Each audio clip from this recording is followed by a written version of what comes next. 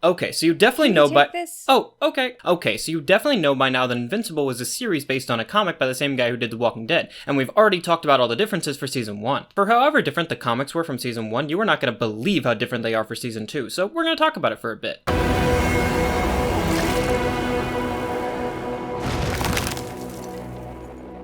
In case you're completely out of the loop, the same guy who wrote The Walking Dead also had other comics he was working on, and one of them was Invincible. It was adapted into a show, giving us Season 1 on March 25th, 2021. Invincible Season 2 began airing on Amazon Prime on November 3rd, 2023, which is exactly 2 years, 7 months, and 9 days later. I counted. Almost all of the original voice cast makes a return. Almost. The new additions of the cast are truly legends of acting, so keep an eye out for those as I mention them. Now, for the video itself, I've made some format changes since we saw each other last. Last time I did a screen recap of every episode, but in retrospect that was rather duplicative of the comic comparisons, so we're scrapping it. Now every episode is going to get 2 sections. One to go scene by scene and compare them with the comics, and one for analysis afterwards on why things were adapted the way they were. But before we get into the comparison, there's a couple of retractions I need to print on some mistakes I made. I haven't printed a retraction in 20 years! I really do want to be the kind of creator that owns up to my mistakes and responds accordingly. So I'll keep these quick. Firstly, I spoiled a lot of things in the last video. For that, I am really sorry to everybody. And this video is going to come with very conservative spoiler warnings to prevent doing that again. Secondly, I cited an article that wasn't factual, so to help prevent this again, I've enlisted the help of an actual researcher for this video. Third, I said the teen team wasn't a name used in the comics. I think I just developed a blind spot because it was kind of right in front of me the whole time. Fourth, I said sesquids instead of sequids. They seem like squids to me, so it made sense, but I fixed that for this episode. And fifth, I kept calling him Duplipol, like duplicate, when instead it's actually Multipol, like multiple. These mistakes were found by you guys leaving comments on the last video, so thank you for that. And now, we have some themes, fights, and new to this season, character arcs to get to, so let's get started. I guess he really is invincible. Last season, I was able to put a really clean cap on the start and end of the show, with the first issue being almost all of episode 1 and issue 13 being almost all of episode 8. If I went by those rules for season 2, episode 1 would start us in issue 24 and episode 8 would end us in issue 45. But episode 2 goes back to issue 15, so let's be a little bit more generous and say that season 2 starts at issue 14, since there is some overlap on things that happen there. Now, actually moving into season 2, let's start with the titles. The title of every episode is taken from a panel in the comics, just like last season. Theoretically, the panel it is taken from is the issue that inspired most of the episode. It does seem that way for season 1, but to be honest, it seems more like season 2 kinda takes it from whatever issue is the most shocking to the audience, since broadly speaking, episode 1 takes way more inspiration from issue 24 when Angstrom does his experiment. Okay, but His Blood on My Hands is a really dope title. But I digress. Season 2 starts us off with the title, A Lesson for Your Next Life. That quote is taken from issue number 16, when Omni-Man kills Immortal in the alternate reality where Mark joins him to take over the planet. Which transitions us nicely to our first scene, where Mark fights Immortal. This entire first act, from the beginning until we transition back to Earth Prime, is kinda remixed from the comics. The fight with Immortal in the comics isn't really a fight, Omni-Man just crushes his head, giving us the title as I mentioned. Issue 16 cold opens with Mark giving his speech to the conquered people of Earth, with Angstrom Levy sneaking around. He goes underground to find Immortal and Robot, but these three comprise of the entire Resistance. So in the show, when they kill the entire underground Resistance, that's a show exclusive.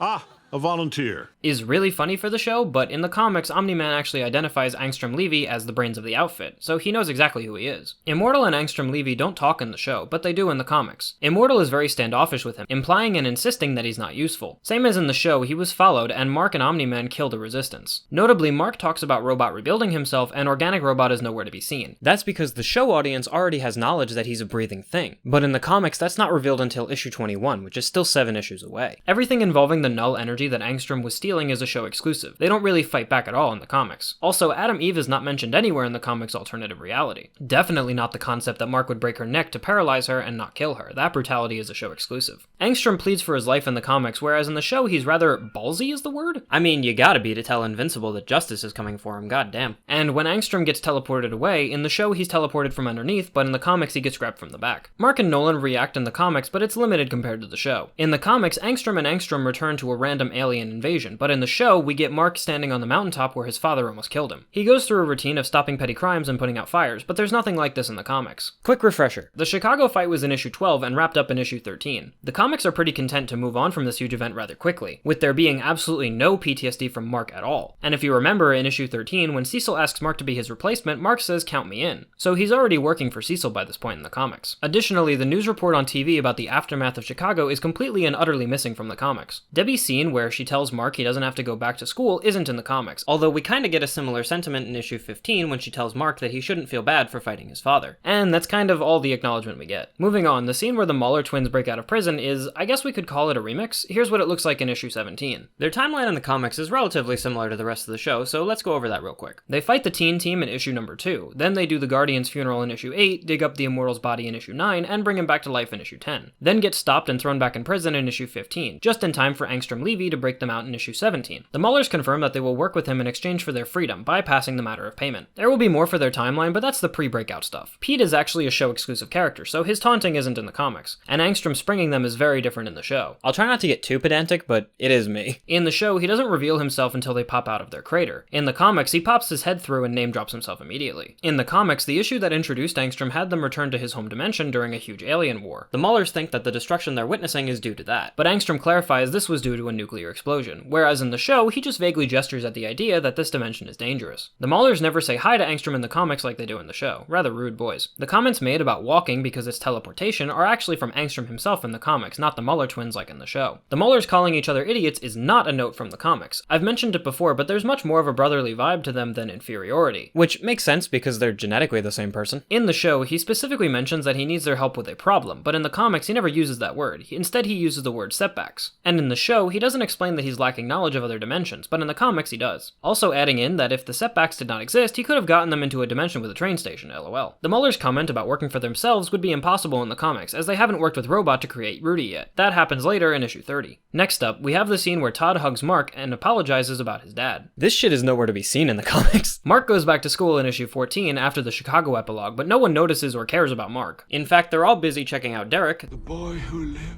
through getting a bomb strapped to his chest from his crazy chemistry teacher in issue number 4. Don't worry about remembering that, he wasn't even in the show. As a counterbalance, Todd isn't in the comics. Or his literal only appearance is in issue number 1, and he doesn't return after that. So there's no scene like this in the comics, which means there's also no scene of Amber saving him from this conversation in the comics. Amber does have a role in issue 14 when she tells Mark that she heard of his dad's death. And yes, this blonde white girl from the comics is Amber. She isn't black in the show, I don't care and neither should you, let's move on. In the comics, Amber doesn't learn he's invincible until later in issue 22, so the conversation they have is a show exclusive. A pretty big one, actually. Mark's insistence that he's responsible for the deaths that happened in Chicago is entirely absent from the comics. Granted, his face wasn't used to kill subway riders in the comics, but still, man doesn't even acknowledge Chicago past issue 13. The scene where Cecil meets Mark at Burger Mart is actually a show exclusive. As I said before, Mark is on board to help right after Chicago, so any conversations about him not being ready are exclusive to the show. He's also not worried about being more like his father in the comics. Cecil returning to the GDA to see the Guardians fighting an ogre, Actually, that would be a giant. is remixed from issue 42. In that issue, Mark is on a mission in space, but Cecil calls him down to deal with the giant himself, and the Guardians arrive later. Whereas in the show, the Guardians are the ones dealing with it, while Cecil is wary of working with Invincible. Some of the dialogue matches up, like the giant wanting to be president, but not an astronaut. That request is unique to the show. The revelation that the giant is an 8-year-old boy comes from Rudy in the show, but Cecil in the comics, talking to Mark as he debriefs him about it afterwards. Speaking of the Guardians, the character of Shrinking Ray has changed from the comics to the screen fairly significantly. The least significant part of which is that Shrinking Ray is a guy in the comics but a girl in the show. Only slightly more significant is the costume differences between the two. And most significantly is, well, actually, I'll save that one for later. Rudy freezing up in battle is unique to the show. Matter of fact, in the comics, he doesn't actually go into the field. He just controls the robot in the same way he did before. And to be honest, I don't really know why he went into the field in the first place. Like, why are you Iron Man all of a sudden? The show doesn't actually show the giant being taken down, only moving into a parking garage. That's kinda shared with the comics, as the comics show the Guardians arriving on the scene, but not the takedown. The scene of Angstrom revealing his somatic encoder to the Maulers is a bit different in comic land. Let's go back to the timeline, but before we do that, here's a quick show timeline. In the show, Angstrom breaks them out from prison as one scene. In their second scene, he shows them the device, bargains payment, and then reveals his clones. And finally, in his third scene with them, he does the procedure and their time working together ends. This all happens in the span of one episode. Remember that, because you bet your ass I'm going to talk about it in the next section. Now, building off our first comic timeline, after breaking them out in issue 17, Angstrom first reveals his stockpile of clones in issue 18, where he clarifies that he's the only variant of Angstrom Levy who has this power. Later in issue 20, they just say that they're excited to get back to their own plans as they work on the somatic encoder for the first time. In issue 21, they inform him that tomorrow they'll be ready to start the procedure, and then finally in issue 22, they clarify that they're actually ready, dropping a hint about the other universe Maulers, and they kind of explain that they got payment out of it by learning a great deal for their own future projects. This sentiment is followed in issue 24, when they say that it's an honor to work with him on a project. I swear, these boys are just pleasant in the comics. Issue 24 is when the procedure starts, so we'll return to them in a minute, but before that, Olga. Olga's part in the comics is to be Red Rush's love interest, and that's where it starts and ends. She does not appear in the comics after issue number 7, when she has lunch with Red Rush. The only inspiration I can find for Debbie talking to somebody about the superhero side of her life is in issue number 15, when she talks to a publisher who's married to a superhero. The two have coffee and she kinda trauma dumps all over her. Then she goes home and this lady is never seen again. So Olga handing Debbie a card for a superhero support group isn't in the comics. Now on to the new Guardians. In the show, Cecil chews them out for not containing the giant fast enough, and brings in the new team leader, Immortal, along with some additional muscle via Bulletproof. This scene combines a few parts from the comics, but let me start here. I said in the last season that the new Guardians don't have any growing pains in the comics, and that was true, but only on an interpersonal level. If we look at the situation more broadly, the growing pains were between Cecil and the Guardians themselves. In issue number 14, Donald chews out the new Guardians for their response time, introducing Bulletproof as a team member who can fly, which is something lacking from the Guardians. Really quick aside, there's only one costume difference for Bulletproof, and that's his goggles. They're orange in the comic but yellow in the show. Literally one page later, Cecil shows up to appoint Immortal as a consultant, specifically saying Robot isn't fired, but the day's still young. This is also the issue where the teleporter makes its debut, which allows Cecil to be a more present force in the Guardians, even if he previously stated that he doesn't want to be. While in the show, this bitch was teleporting all throughout season 1. The rest of the scene is taken from issue number 16, where after an alien invasion and poor response time from the Guardians, Cecil talks it over with Donald before more explicitly firing Robot and placing Immortal in charge. A few other show exclusive notes: Bulletproof's note to Rex about Be better. isn't present in the comics, because I know I mentioned this in season 1, Rex isn't an ostentatious dick in the comics aside from cheating on Eve. Rudy's insecurity about his new body and adapting to leadership is a show exclusive as well. Robot is confident as ever in the comics. The scene where Mark and Eve talk on the roof is a show exclusive. I tried really hard to find a comparable scene, but the two of them see each other in issue 14 and don't even really talk, especially not about Chicago or his dad. In the comics, she doesn't move out to Africa until after she graduates, but the show has her do it while in high school, so she still comes back in from the woods to finish that up. The scene where Donald and Cecil are tracking the Maulers is taken from this panel in issue 22. Except it's not Donald, it's just some dude. And in the comics, it doesn't kick off the Angstrom incident, it just shows that they're watching them. When the incident happens in the comics, Mark is already on payroll, so him showing up to tell Cecil he'll work for him is a show exclusive. The Angstrom incident happens in issue 24, and Mark gets called like it's just any other day in the office, nothing special. The warning the Mauler twins give about severe brain damage and getting lost in other minds being downloaded to him is a show exclusive. Instead, the comics elect to have the Maulers talk about what an honor it is to further their knowledge of the multiverse. In the comics, when they pull the lever, the color palette changes to this nice pink hue, which the show omits, and to be honest, I'm not quite sure why. It looks really nice here. Definitely a nitpicky change, but when Mark busts in to stop them, in the show he goes through the ceiling, but in the comics he enters through the wall. Mark relaying to Cecil what he sees is a show exclusive, as he just starts punching the Maulers in the comics. In the comics, he actually evicts them from the building fairly quickly, and only then does Angstrom bring in the other Maulers. Interestingly, in the comics he mentions that those two couldn't have done it on their own, but in the show they seem really surprised by this fact. I don't know, I feel like if it were me and I was working with a guy who had access to the multiverse, why wouldn't I work with a million versions of me? Angstrom in the comics almost seems like he understands that what he's doing is dubious, specifically telling the Maulers to stop him and keep him away, while in the show he seems much more empathetic and disturbed by the violence, which makes sense since the comics omit his pacifism. Once the Maulers hold him down and really start laying into him, it does line up a little bit more. The beautiful line of, I won't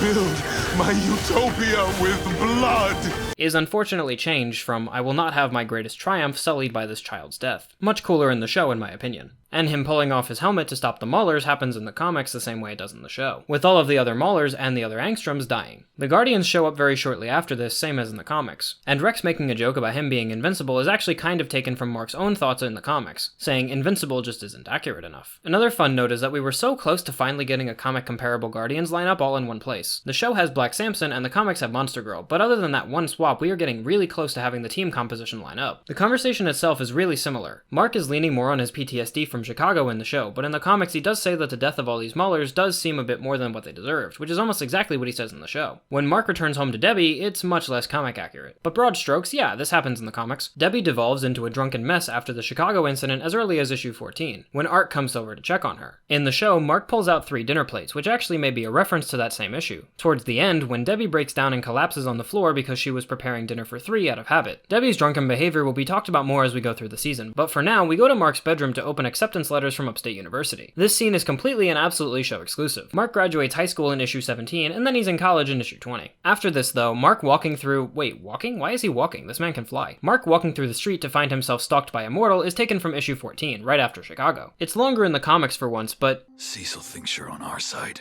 I'll be watching you. Are quotes from that scene. And then we roll credits, except not quite, because someone's still alive at the warehouse. In a fun twist, the Mauler in the comics is less empathetic about his brother than in the show, but both do dig in the rubble to find that Angstrom survived. In the comics, he's much more interested in the success of the procedure than his disfigurement, but he does break down and see himself as a monster. In the show, his brain gets scrambled and he kind of forgets the real truth of the situation, but in the comics, it's actually a little bit more ambiguous. The Mauler who survived wasn't actually in the warehouse, so the two of them try to piece it together. The Mauler asks if the superhero turned the machine off, and Angstrom says that he did, and he remembers it vividly. It's hard to tell if this is because his brain is scrambled, or if he's lying to the Mauler, or if he's in denial that he took his helmet off, causing the explosion. He also says he instructed his doppelgangers to kill Invincible, which he definitely didn't do, so it's most likely a brain scramble. It's just not quite as clear as the Mauler spelling it out for us in the show. His thirst for revenge is new in the show, as in the comics he flees to another dimension to seek medical attention. And the resentment that the Mauler only child has over not giving him medical attention is in the comics, but in different words, with him calling him a jerk as well. And finally, I won't rest until I've killed!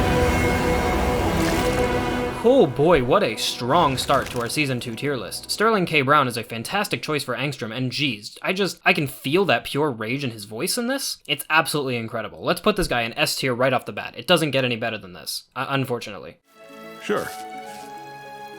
But you should have died at birth. So the reason I made my Season 1 video in the first place was because I was blown away to find out that Omni-Man killing the Guardians wasn't in issue 1. As I kept reading the comics and found out that Titan, Rudy, and D.A. Sinclair weren't even players until after Chicago, I was kinda like, damn, I need to tell someone about this. Season 2, however, needs to be talked about on more of a season-wide scale, so let's talk about some context first. The show takes big storylines from long stretches of the comic and adapts them, or remixes them, to the screen. Season 1 took issues 1 to 13 to help support the themes they were going for, and sprinkled in adventures from 14 to 23, and a handful of story conclusions that happened in between 24 and 45. Season 2 primarily took from issues 24 to 45 and also sprinkled in stories and details from 14 to 23. I point it out because I feel like overall the changes to the storylines done in Season 1 were supporting of the theme, and I think Season 2 follows in that footsteps, albeit a little closer to the comics overall. Starting this season off with a glimpse of another dimension where Mark teamed up with his dad and took over Earth is a really great way to put a cap on the theme from Season 1, which is Earth is defenseless. The themes from Season 1 aren't the focus in Season 2, but they do pop up in small ways. But why start the season here? Because Angstrom wasn't the first thing to happen after Chicago. Well, this question is actually answered in the extras section of Invincible Season 2 on Amazon Prime, where the creators say that they wanted to give a glimpse of what the world would look like if Mark did decide to team up with his dad, and needless to say, it's not looking pretty. It also serves to set up Angstrom Levy by not only establishing that he's a character, but showing us a bit of the trauma and pain he's already gone through. But the first scene isn't the only piece of why, it's also the scene after, when we have the quick montage of Invincible stopping petty crimes throughout the city. It works as a contrast of who he could have been and who he is. Which brings us nicely to our themes folder. Hello themes folder, we've missed you. And the first one to sock away in that themes folder is Mark is not his dad. Now, if you've seen this season, this isn't a shock to you. They're definitely not subtle with this one. I kinda wish I could have given it a different name or a different meaning, but when the creators in the extra section basically mention it by name, I'm not really given a whole lot of wiggle room. So 1 point for this theme. We can also add another point into this theme for when Todd talks to Mark and says that he's sorry about his dad, and the following scene where Amber and Mark talk about it. With every scene that's a show exclusive, we're gonna ask, which theme does this scene support? Any and all of Mark's PTSD is in service to that theme as well. It's actually really surprising that such a traumatic event doesn't give him PTSD in the comics, but hey, that's what we're here to fix, right? That kind of beating would scar anybody, let alone from his father. So throwing himself into his work is in service to helping him alleviate himself. He just wants to sleep well at night. Me too, buddy. That goes double for the scene where Cecil talks to Mark at Burger Mart, which I can segue into another theme of the season. Cecil can't be trusted. This one is really different than the comics. Cecil in the comics holds much more of a fatherly role for Mark, while in the show it's, well, not. I think part of that is the acting side. Walton Goggins has much more of an intimidating presence, while comic Cecil has much more of a charismatic approach. But that's probably more of a directing thing since he is rather charming in other roles. Another part of it is the writing. I don't mean to keep referencing them, but the extra section talk about season 3 like a lot. Like, a lot. Which means they most likely knew that Cecil was going to turn on Mark, since it is a really big part of the comics. The comics used it as a surprise tactic, something the audience wasn't expecting, which is very, very common for Kirkman's writing. But the show seems to take this in a different direction, instead building the fundamental differences between Cecil and Mark all throughout the season, and making his turn on Mark less of a betrayal and more of a, well, yeah, they were at odds with each other, of course they were going to turn on each other kind of thing. I can give dozens of examples of Cecil genuinely acting like a father figure to Mark in the comics, and I will as they come up. But the show takes it in a different direction, where Cecil is trying to keep Mark at arm's length. And you can see that as early as him talking to him in Burger Mart. He couldn't control Nolan, so why would he think he can trust Mark? So this theme starts out a little slowly, I'll admit, with the scene of Cecil being more so about Mark's insecurity about being his father. But need I remind you that Cecil already called on Mark when Alan returned from deep space in season 1. Cecil will call on Mark arc like literally the same day he wakes up from a coma, but not a month or two later at his own request. So we're gonna throw a point into both our themes for this one. The scene where the Guardians fight the Giant isn't supporting any theme really, so why add the scene? Why change it? Well, the second question we can ask is, which character is the scene about? Who's this scene for? It may have Kate and Rex explode, but whose scene is it? This scene in particular belongs to Rudolph Connors, the robot. This scene is in service to introducing the beginning of his arc, conquering his fear response. So we have the themes folder, now let's introduce the character arcs folder, and we'll throw Rudy inside there so we can watch your career with great interest.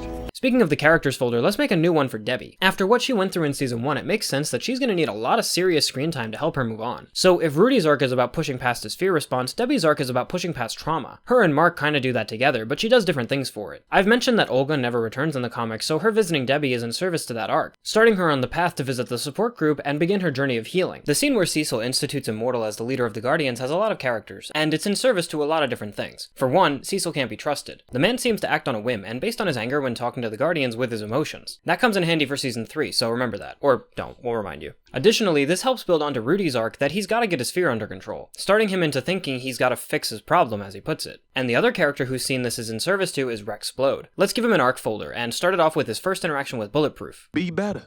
This is the first time in the show that someone tells Rex that. Other than Bulletproof, people have either told him he's a dick, or yelled at him, or intimidated him, or otherwise wrote him off. It might be a reach, but even this casual read of be better may be the first time he's been told this. And based on his response, I was trying to be better. He probably doesn't see himself as the asshole that people think he is. So he's got some work ahead of him with his own arc. The scene with Mark and Eve on the roof talking is in service to the Mark isn't his father theme as well. I'd love to give Eve a character folder at this point, but I can't in good conscience do that since she literally has one sentence to say about herself. Really passing the Bechdel test with flying colors, this one. Oh, and I mentioned this a few times, so let me explain this real quick. The Bechdel test is a way to measure how female characters are represented in fiction. To pass the test, a work must have 2 female characters talk about something other than a man. The version I like to use has 2 named female characters, but that's your call. As long as there's one scene that meets these criteria, the work passes. Other works that don't pass include Star Wars A New Hope, the Lord of the Rings trilogy, Oppenheimer, and Shrek. To clarify, if a piece doesn't pass the Bechdel test, that doesn't mean it's bad. It's just to call attention to the active presence of women in fiction. Now, I want to talk about Angstrom Levy. I've talked about every scene except the ones with him and the Maulers in it, so let's get started. I'd say the Maulers don't really get an arc for this season, they're just more of a means to an end. The end being Angstrom Levy's story. Story, not arc. He actually does kind of go on an arc in the comics, but in the show, his story is entirely in service to the theme of Mark isn't his dad. Having a villain story be a way to expand and explore the central theme is very normal in media, so don't be upset that it's happened to Angstrom. Mark isn't his dad is written over every damn step of this story, actually. He even says the line of, This is for the greater good!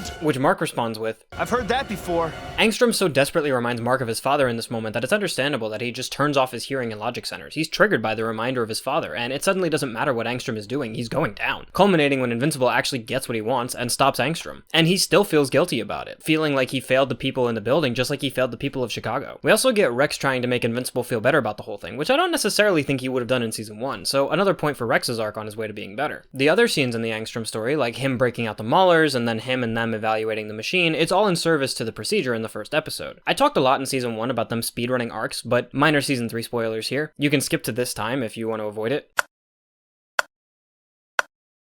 Since he survives his Season 2 encounter with Mark and plans the Invincible Wars, his story really doesn't begin until his procedure. Spoilers over, but suffice it to say, Angstrom's story really begins with his deformity. So call me a hypocrite if you'd like, but I think skipping over the build-up to this procedure and just having it be at the beginning of the season is a really good call. Besides, we didn't have a whole lot of time in Season 1 to slow roll Angstrom for Season 2. So Episode 1 down, and we can already feel in the air that it's going to be a different experience than Season 1. I'm trying to clean it up as much as possible to follow, but honestly, between all the comic remixes and new character arcs, it does feel a little messy. But stick with me and I'll help make it make sense. Like you said, I'm Omni-Man's son.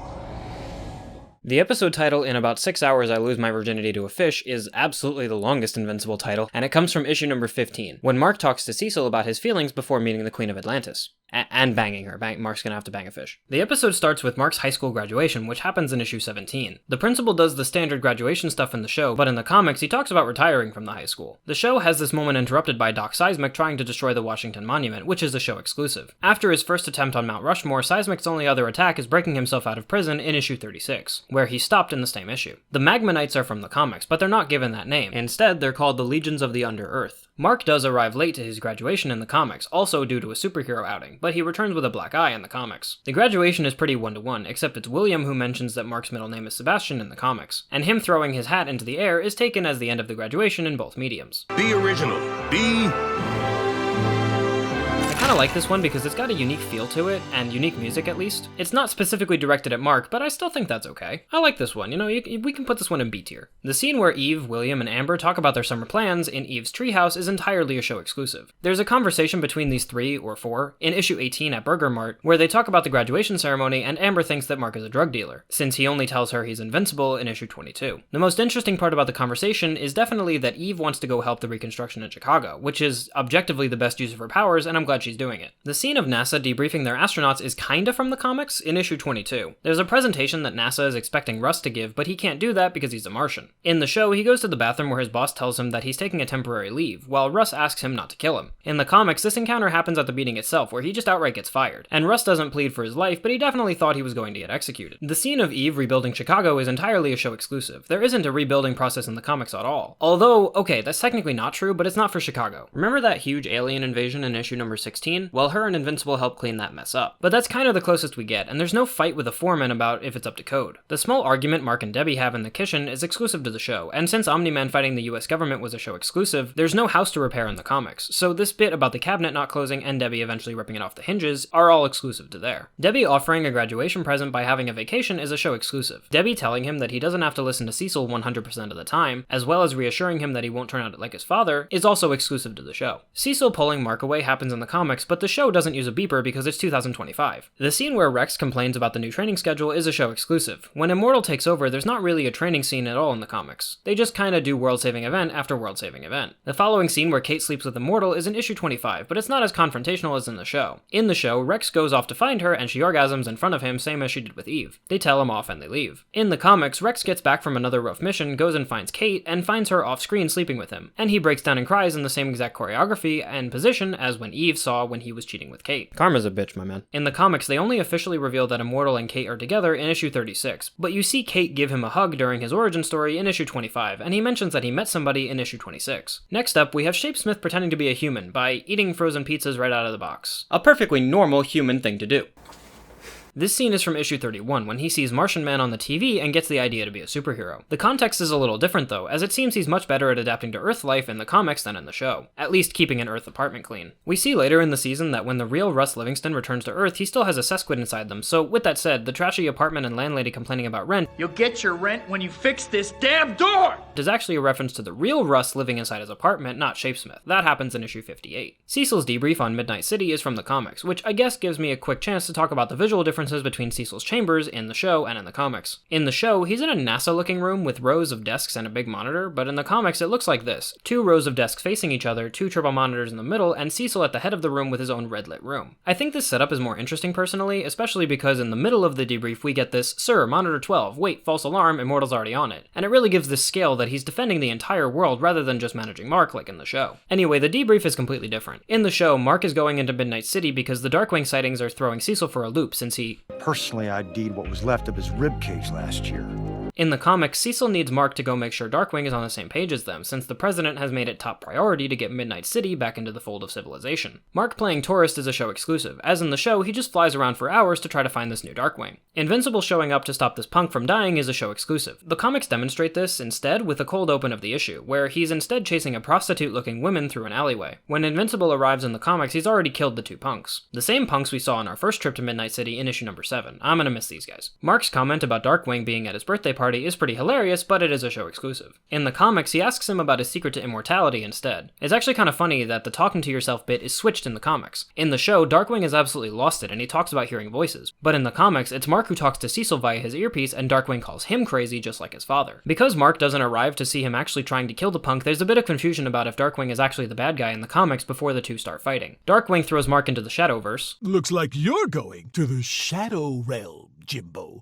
I'll point out that it was stupid of Darkwing to ever poke his head into the Shadowverse once Mark was there. But, in the show he's crazy. In the comics, he goes with him from the start, and Mark just holds onto his arm the whole time. Invincible losing his temper about being called Omni-Man's son is a show exclusive, especially his You have no idea what I'm capable of. More on that later. Once they get back from the Shadowverse, Mark knocks him out in the show, but in the comics he actually just never lets go of his arm, which I think is funnier. The conversation where Debbie chews out Cecil for making Mark almost miss his high school graduation is a show exclusive. There's a conversation between Debbie and Mark in issue 17, which is the same issue when he graduates, about if he'll have time for college due to his schedule with Cecil, but that's the only overlap we get. Debbie noticing Donald is still alive isn't in the comics again. I actually don't think that Debbie and Donald actually share a scene together in the comics. Eve talking with her mom about the finances being tight is a show exclusive. At this point in the comics, she was dating William, and that's kind of all the character she was getting at that point. Eve's parents don't make an appearance in the comics until issue 51, so get used to hearing that all the scenes with them are show exclusives. Speaking of show exclusives, literally anything involving Amber in the show is a show exclusive. Okay, not literally, but let me explain. Amber in the comics does not pass the Bechdel test. Every scene she's involved in either has to do with talking to Mark or talking about Mark to her friends. The only time she ever gets her own agency is when she accidentally flirts with another guy at college towards the end of her arc, which doesn't pass the Bechdel test anyway. Come to think of it, neither does show Amber. Come to think of it, neither does Eve. Come to think of it, neither does Debbie. Anyway, all of Amber's local politics stuff is completely new. Mark taking her out to lunch in Paris, scratch that Las Vegas, is a show exclusive. The only trip these two ever take together is in Africa in issue 31, and it's to see Eve, not just for a fun date. He talks to her about her skin ripping off if he goes too fast, and I wonder if that's due to friction or wind force, because you could totally mitigate that by flying backwards. Now, Mark meeting the Atlanteans for their version of justice is in issue 15. Starting us off, the weatherman must have been on drugs when reading this report, because it ain't raining in the comics. In the comics, Cecil is using Mark as a stall tactic while he has his lawyers try to find a way out of it, but in the show, he just wants Mark to go through with it for symbolic reasons. Cecil also just kinda leaves when the Atlanteans arrive, but in the comics, he's kinda more gentle about it. I'll talk about that later. Before we get to Atlantis though, Cecil gets notified about the Lizard League. The Lizard League's first appearance is in issue number 9, but they're quickly stopped by Mark and Adam Eve. This instance of the Lizard League is more taken from their second appearance in issue 32, when Shapesmith changes into a bunch of different heroes to take them down, which is similar to the show, except the Guardians don't actually show up in the comics. Shapesmith just takes them all down and leaves. Shapesmith in the comics has two different costumes, his gray outfit that he has in his first appearance, and his yellow/blue suit that he gets in issue 58. He only has his yellow costume in the show though. It's also really hilarious that Shapesmith has to pretend to be other heroes. Like, why? Stretch Armstrong is already more powerful than most of them. Back to Atlantis, Mark immediately steps out onto the battlefield to talk to the Queen about the ceremonial wedding. But in the comics, Mark visits the Queen in her chambers first. It's there that he meets Lathan, the Vizier, who takes him to his chambers to get dressed. Lathan explains that it's romantic for the groom to defend the bride, so there will be a combat and then consummation. That means sex for all you kids watching. Cecil contacts him, surprised that his lawyers haven't gotten back to him yet. When the Vizier returns, he and Mark have created a plan where he can be the one to take out the monster and go with the Queen, since he actually is in love with her.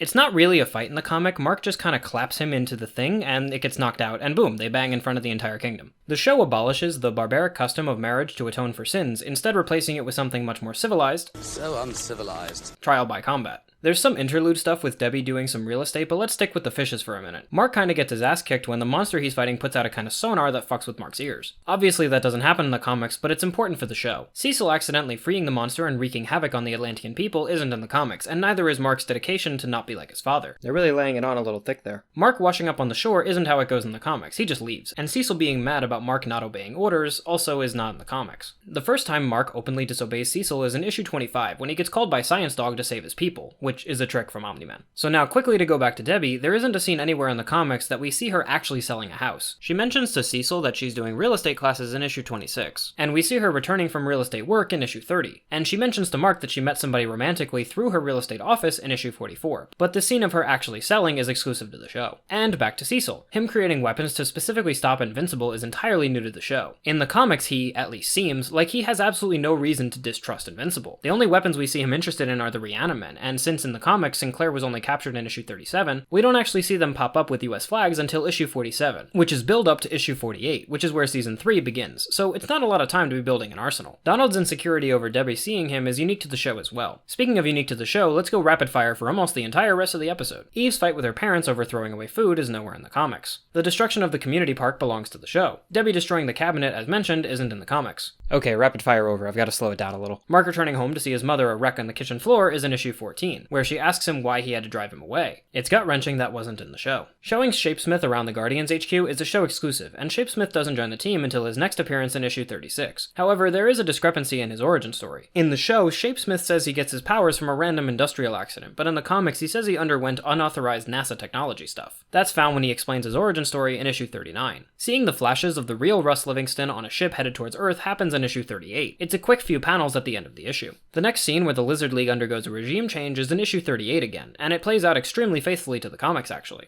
And finally, the very last scene of Angstrom trying to get some intel out of the other universe Mark at the Pentagon is found in absolutely fucking nowhere. This beautiful gem of a scene is entirely exclusive to the show, and I'm so excited to talk to you about it. Actually, hold on one sec.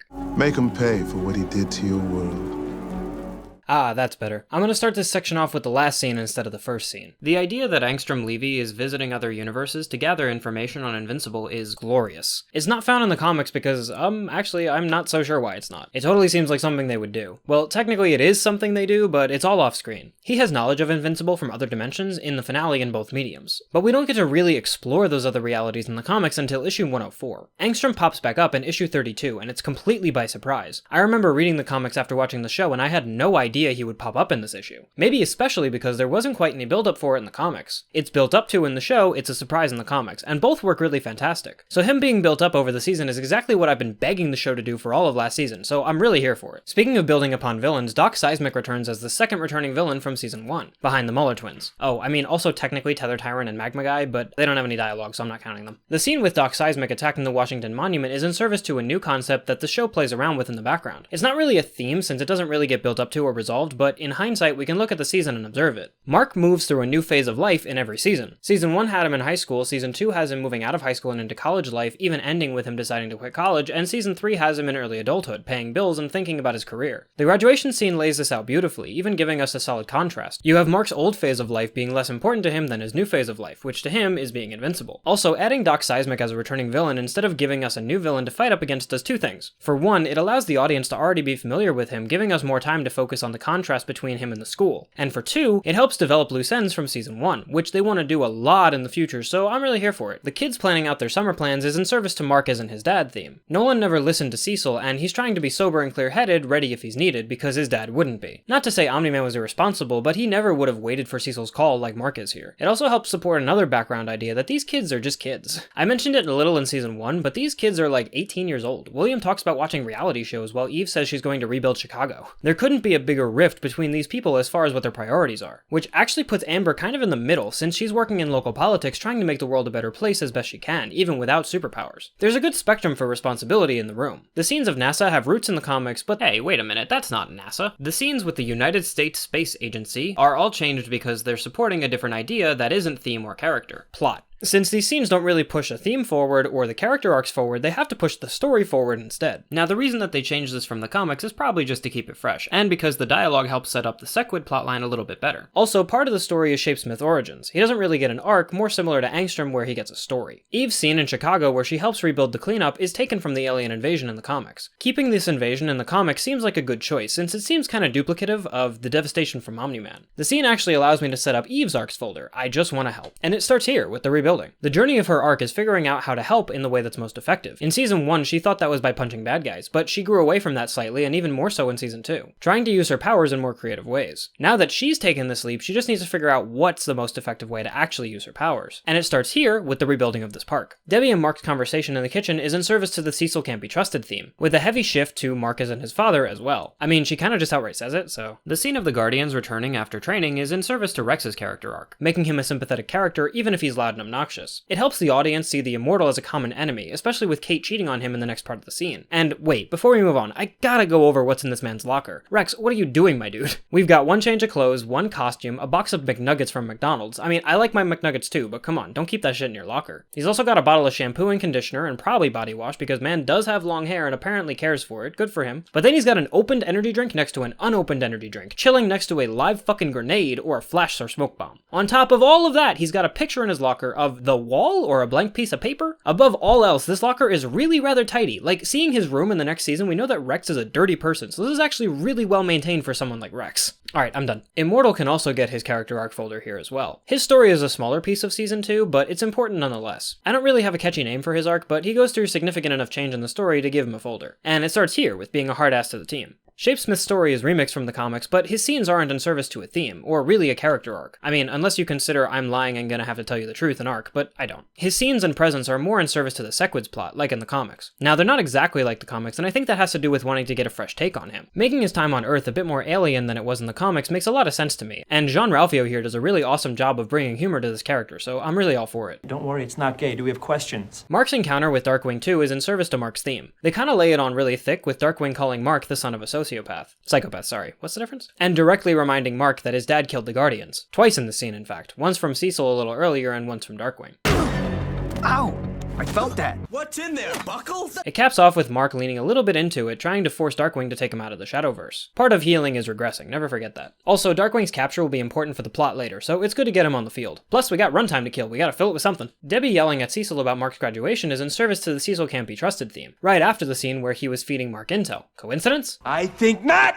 Now, you may say, but Cecil isn't doing anything untrustworthy in this part, and you'd be right, but Debbie doesn't see it that way. She sees him as using her son, which he definitely is doing by the way, don't kid yourself, and she's defending her family, something she couldn't do with Cecil in season 1. It's again part of her healing arc, and that's why it's a show exclusive. The arcs didn't exist, so the scene didn't need to exist. Oh, and Donald showing up at the end is just the cherry on top to both these points. Donald died and Cecil acted like nothing happened, what the hell? It also gives us a beginning point for Donald as well, his introduction and confusion about the discomfort Debbie had. The scenes with Eve's parents are in service to Eve's arc, even expanding it a little bit. Similar to Mark's plight throughout the series, Eve wants to make the world a better place, and she figures if she can't even do that at home, how can she do it out there? The scene with Amber doesn't advance our themes, but it actually does let us start Amber's arc, because she goes through a journey in this season. Her story is about finding her place in the world. Between school and doing local politics, dating a superhero doesn't really fit into that, and as the season goes on, it starts here, with this image of life looking deceptively easy for these two. I should point out that the character arcs folder is getting a little bloated, and that's kinda because nearly every background character has an arc in this season. That is somewhat uncommon for a show. The scenes leading up to Mark's Atlantean adventures are just set up for the eventual payoff of another point into Mark isn't his father folder. I swear, that folder is gonna be like 1,000 points big by the time we're done. Cecil running off to manage sending the Guardians to the Lizard League fight is more set up for Shapesmith's shenanigans. Shapesmith's shenanigans. And a bit more humor with Rex to break up the episode. It was looking pretty serious there for a minute. We're gonna go back to Atlantis now, so class, please turn your books to issue 15. This issue is definitely what I was referring to when I said Cecil is more of a father figure to Mark in the comics. A lot of his dialogue doesn't scream, "you work for me," it screams, "we're in this together." And maybe that just makes him a better boss, but when you layer in that Cecil is kind of the last connection Mark has to his dad at this point, it spells it out really nicely to me. Sure, Cecil saves Mark from the Beast in his fight in the show, protecting his asset if you ask me, but then there's also the high-pitched shriek that the Atlantean monster gives off that Cecil immediately asks his people to study. He's already building weapons against Mark, and Mark hasn't done anything but bend over backwards for the guy. Also, if we don't have enough points in the Mark isn't his father folder, the Beast getting loose and Mark making a choice to go back and save them is in service to that. I really appreciate themes, but find me a time in season 1 when Cecil said, "Hey, the Earth is defenseless." Themes should be seen and not heard in my opinion, but I digress. In the comics, it was a really fun side adventure that Mark was really an accent piece for, mainly more about the Vizier. But since it was actually a time that the comics recognized the consequences of Nolan's actions, I think it was a very obvious choice to throw it into the season 2 story. There's also the scene in the middle when Debbie and Paul are showing off the house. The guy goes on a little power trip and Debbie says she's not your pet. We talked about this in season 1, the concentrated effort from the showrunners to make Debbie less of Nolan's pet, with amazing results. In the comics, she definitely had her moments, but by and large, she was an accent piece to Mark, and then she was a caregiver to Oliver, and didn't have really much agency beyond that. So giving her more of her own character for the show is a really good call, and it helps set her up with her arc. I actually think this is the specific moment that pushes her to call the support group that she goes to in the next episode. Well, this and breaking the cabinet door in the next scene. She's realizing that she has a lot of these feelings that she kind of needs to let out a little bit. I said before that the only comparable scene of Mark consoling Debbie on the floor is when she asks him, crying, "Why did you have to fight him, Mark? Why did you have to drive him away?" For such a horrifying fucking line to tell your son, who literally saved the world, I'm amazed this wasn't included in the show. It hurts every time I read it. But when you consider that this season is exploring the arc of Debbie moving on from her past, this doesn't quite seem right with her story anymore. Sure, she could regress, but the arc is about going through and moving on from being his pet, something she never really was anyway. She never saw herself that way, and even if she may miss how things were, I think these memories are sullied by his actions. What I'm saying here basically is that I just don't think it's in her character to say this line anymore. Is that a bad thing? I don't know. I think the show doesn't really give her an equally hard to hear line for Mark, and that may be a miss, but I don't know if it's a bad thing in itself to exclude it. After this, the reveal that Eve's park collapsed and hurt people once again helps the arc of figuring out how to help the most people. This episode is actually really good for regression in most of our characters. And you know, you really can't move forward without moving back a little bit as you go. It's part of life. Adam's Your powers don't make you a hero. They make you dangerous. is just as brutal though. A bit of salt in the wound for my girl Eve here. Pretty much every scene after that is changed to help advance the plot. Shapesmith's origins and the visuals for the Sequids, King Lizard's killing of Supreme Lizard, and the best scene, Angstrom visiting the imprisoned Mark in another dimension. Oh, and in case you guys didn't notice, in this dimension the Pentagon parking is in the front, not the rear. It may not seem like it, but that is cause for celebration. The title This Missive, This Machination comes from issue 23, when the issue transitions into telling Alan's story and it's written right behind him. It's also the first and only instance of an episode title not actually being a line of dialogue. Debbie dropping Mark at college is a show exclusive. One night, William calls Mark and asks him why he hasn't moved in yet, and Mark moves in while on the phone with him, simple as that. That happens in issue 20. Debbie calling the card doesn't happen because the superhero spouse support group isn't a thing in the comics at all. William giving Mark the know-how on how living with a roommate works is a show exclusive, and Mark putting up a seance dog poster is a show exclusive as well. I mean, specifically putting it up is. In issue 21, right after he moves in, you can see in the background that Mark already has a science dog poster hanging in his room. Mark throwing away his collectibles isn't in the comics either. Mark and Amber having sex for the first time is in issue 23, but the scene specifically starts in issue 22. At the end of that issue, he arrives in her room at night and tells Amber that he's invincible, after she spends the issue suspecting him of being a drug dealer. She suspects this because he's always running away in a hurry and has a beeper. The cold open of issue 23 is her already on top of him, and there isn't a lead up as pronounced as in the show. How'd you do that? Superpowers, baby, is a line from the comics though. Don't call me baby. Got it. However, is not. And in both mediums, we cut back to Alan the alien so we can learn about his origin story. The show takes its time telling us about the destruction of his planet, while in the comics it's just a quick panel dedicated to it, jumping ahead to their escape from the planet instead. There's no biding time or rebellion that happens in the comics. Everything about the Unopans being accepted to the Coalition of Planets is pretty spot on actually, with a lot of dialogue matching up. Thaddeus talks about the Viltrumites being a scourge on the galaxy, and, well, it's a reference to something in the comics, but I was told last video that I spoiled too much, so you're just gonna have to Google that one on your own. What I will tell you is, holy motherfuck, that's Optimus Prime. Before time began, there was Unova. Continuing on, Alan's early days are pretty one-to-one between the comics and the show. You have to be... Okay, I see we're entering the gimmick era of Invincible title drops. Well, as far as gimmicks go, I really do like this one, and it fits within the sentence, so hey, great job, A tier. Alan returning to find the Data Twins is exclusive to the show. The characters are in the comics, but they only come much later in issue 66. General Talia is a show adaptation. She exists in the comics, but only as Alan's girlfriend, not a part of the Coalition. That doesn't make her a pushover though, as she shoots one of Alan's friends in issue 66 when he doesn't tell her ahead of time that he's coming. The comics skip past Alan's retelling of the story, and it's an overall longer scene in the show. Thaddeus is the only one that really sees the potential of having a Viltrumite son as an ally, but in the comics, they're all pretty much on board with exploiting this weakness. As such, the following scene of Alan talking with Talia is a show exclusive. The private conversation when Thaddeus talks about there being a mole in the Coalition is taken from the end of issue 23, when he's talking to Alan as he recovers. Alan goes to see his girlfriend immediately after telling the Coalition in the comics, and they actually argue a little bit about if he's permitted by Unopan law to breed with her, even recreationally. She has to convince him a bit, but he eventually gives in, which isn't like the show where he's a very willing participant. The bit about cutting back to Mark and Amber is omitted from the comics, but we do get this joke about there being no characters readily available for us to turn to with a view of the door. Both mediums follow this scene with the two of them eating breakfast, and the little bit about Talia's food eating Alan's food is in the comics as well. It's one of my favorite bits, so I wanted to point it out.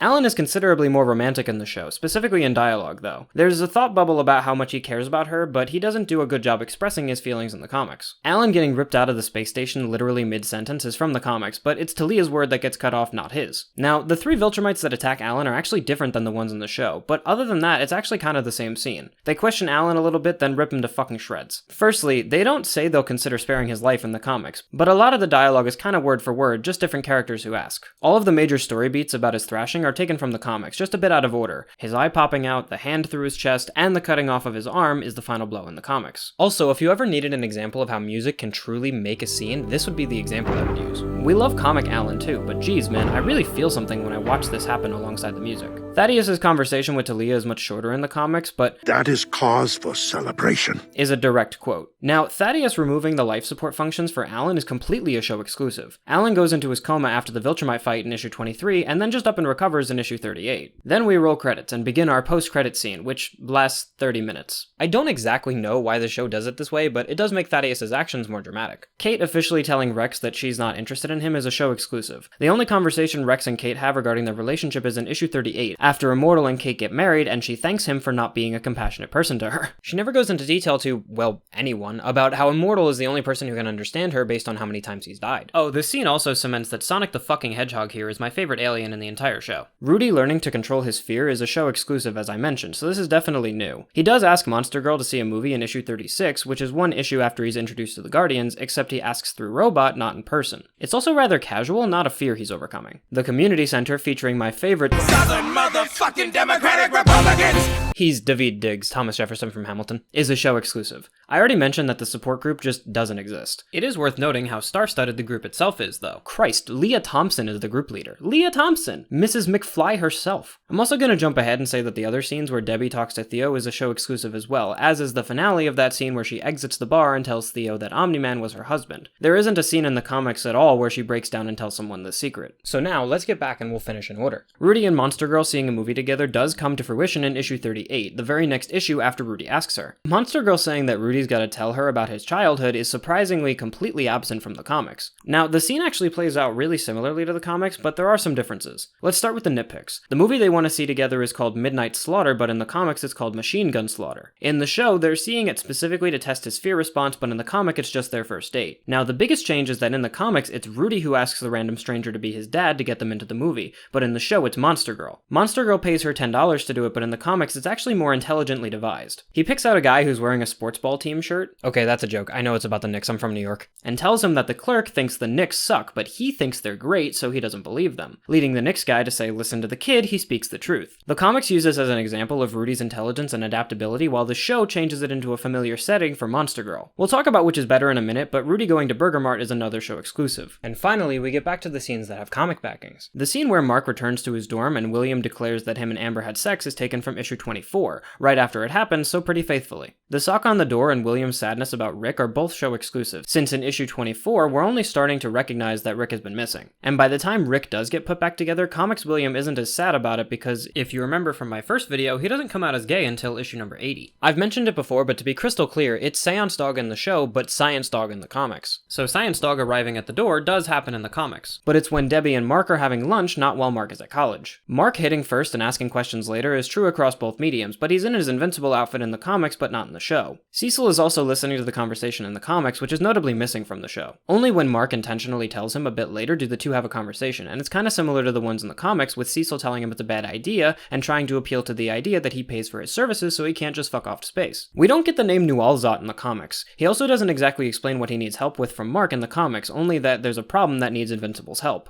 Mark immediately is interested in helping in the comics, meanwhile in the show, William has to kinda talk him into it. In the comics, he does ask for 20 minutes to say bye to his mom and girlfriend, which happens in the show, but over the phone, not in person. Amber is much better at taking this news than Comics Amber. The sentiment of never be sorry for saving lives isn't something that enters her brain at all in the comics. In the show, he asks Amber to tell his mother, but he tells her himself in the comics. Or he tries to, but in her drunken mess, he just puts her back to sleep and asks Cecil to tell her when she wakes up. The trip to Thraxa is quick in the comics, although not quite as fast as in the show. When he rolls up to the stairs upon his arrival, he gets the drop that Thraxans age much faster than humans, and it's very quick in the show. But in the comics, there's a few specific panels dedicated to it. Invincible doesn't get presented like he does in the show. They just open the big doors, and there's the surprise of the episode, Omni-Man is back. The quote is actually exactly the same as the comic, except Dad has also added, "You're looking well." And Mark saying Dad, in shock, is the opening panel of the following issue, issue 26. Well, this has been about as much fun as eating a light bulb. So this episode actually gives us a really solid place for our last theme folder, the element of surprise. Kinda sounds like a lame theme, but it's actually really important for the season, and it's technically not the first time it's even popped up. Omni-Man's return comes entirely out of nowhere. We were here for an asteroid crisis and suddenly Daddy's home! It's a core part of the show, and it was a pretty big deal in the comic too, which is awesome. So Nolan helped start that theme, but I guess we'll leave it there for now since we'll talk about it more in episode 4. For now, let's go back to the beginning. Debbie dropping Mark off at college is new to the show, and I think it's in service to the background idea that this is a new phase of life for him. It also sets Debbie up for officially having an empty nest, pushing her further into calling the support group, which of course she does. Debbie saying, "This is your chance to figure out who you are. I mean Mark Grayson." has to do with the idea mentioned last video about Mark eventually having to pick if he's going to continue to indulge his human side or if he's going to be invincible full time, like he eventually does in the comics. This problem is kind of resolved when he breaks up with Amber, making Debbie, but only because she has Oliver, and William, who pops up like once every 25 issues, his only ties to being human. William showing Mark the ropes of college is in service to the same idea about moving to a different phase of life, also to set up the joke for later about the sock on the door. And Mark and Amber having sex is a comic-accurate plot transition to the Alan the Alien part of the episode. Alan the Alien is a very pure character, and a unique case of of his arc actually being missing from the show while it was present in the comics. His arc in the comic was a small and subtle one about him overcoming his species' trauma of dedicating his sperm to breeding camps, rather than making love to his girlfriend even if he desperately wanted to. The changing of Talia's character is to make their relationship more loving, which is in service to his death a little bit later. That bit, and Alan's story as a whole, support the theme of the season being the element of surprise that I mentioned earlier. Come on, be honest, you didn't see it coming that he would get taken into space by Viltrumites mid-word. Alan's story is part of a broader story to expand the universe. Don't hold me to it, but I anticipate part of Season's 4 theme will be expanding the universe, or something like that. This theme is also the reason for adding Thaddeus turning Alan's life support off, something missing from the comics. It also completes, for now, the audience's suspicion about a mole being within the Coalition, allowing everyone to think that it's him. Other than his story, we have the rest of the episode to talk about as well. Returning to Guardians HQ, we have Rex Splode talking to Kate about the state of where they left things. This is again in service to Rex's journey of becoming a better person, and explaining a bit of Kate's feelings towards her budding relationship with Immortal. The Immortal's like 2,000 years old, you know. But if you add up the amount of time my duplicates and I have lived... You know the old rule, half your age plus 7. Rudy continues on his own arc as well, by advancing his ability to control his fear response by asking out Monster Girl for the first time. This actually pushes his arc into a new phase, one where he got what he wanted, but moving forward he'll see that it comes with its own drawbacks, which I think is really masterful storytelling in and of itself. And I have a feeling that future seasons are going to see this as a negative, making him more mechanical and robot-like. Hey wait, is that why his name is Robot? Debbie's adventure into her support group were added as a way to move her theme forward, unfortunately by setting her back. Sure, going to the meeting was the right thing, given that she was destroying cabinets and being rude to homebuyers under her breath. But her unfortunate encounter with Theo moves her into isolation, removing herself from the group and even getting pretty dark in the next episode. For her, I mean, not for the show. The show is much darker. It's always sad to see a character move from one phase into a worse phase of life. But it's part of the journey, you know? Struggle is a very real part of the process. Rudy and Monster Girl scenes were found in the comics, and were probably changed to show different things. Instead of Rudy's intelligence, it shows off Monster Girl's experience. With the direction they're taking Rudy, it wouldn't really make sense for him to be as suave as he is in the comics during this scene. This season really needs to help them build up their relationship status because it's very important for some larger storylines to come. Now, Mark's interactions with Nualzad. It happens in the show while he's at college, not at home. So why the change? The answer is very easily William. William's connection to Rick allows him to bend Mark's arm to help people when they ask for help, specifically because he didn't when D.A. Sinclair kidnapped Rick. And so, once again, I think the quote-unquote rushing of the Reanimen in Season 1 was a very solid call. It was already a good call so we could use them against Omni-Man, but now to emotionally use them in a situation against Mark to get him to help his dad? Really good call. Now, to be fair, if we look at the situation objectively, there really wasn't a whole lot Mark could have done in the show. In the comics, the point would have actually landed much easier since Rick was kidnapped and gone for like months. But in the show, it all happens in one night, so it's kinda like, dude, I did help, just like an hour later, but I digress. It still works for the purpose of making Mark go help the bug people, but part of me feels like William should cut him a little bit of slack. The change to make Nualzad an actual character instead of an unnamed bug guy was most likely to give Rob Delaney some extra room to work with. And to be honest, a lot of the interactions between William and him are very funny, so I think it works. Lastly, for this bit of the story is Mark's conversation with Cecil about leaving Earth. Cecil did say that Mark works for him in the comics, but overall the tone is much more chill. Cecil also says, "You're not gonna budge on this, are you?" Kind of like negotiating with someone stubborn, where you just kind of accept that it's gonna go this way. Not exactly the tone or language of somebody who's employing somebody else. Trying to manipulate Mark by bringing up that his father also disobeyed Cecil is not something comic Cecil would ever do, and its inclusion is because of the Mark isn't his father theme. This drive to prove the theme to the audience is actually the guiding action for almost every decision Mark takes in the show, which, again, sharp departure. Comics Mark had his own drive and reasoning for doing things, and yes, it mostly boiled down to I want to help people and the general pressure of With great power comes great responsibility. Actually, since the beginning of the story, the only explicit motivation for Mark is him asking Cecil to take care of his mom and give him a scholarship. But like it or hate it, it wasn't because of his father. It's been a while.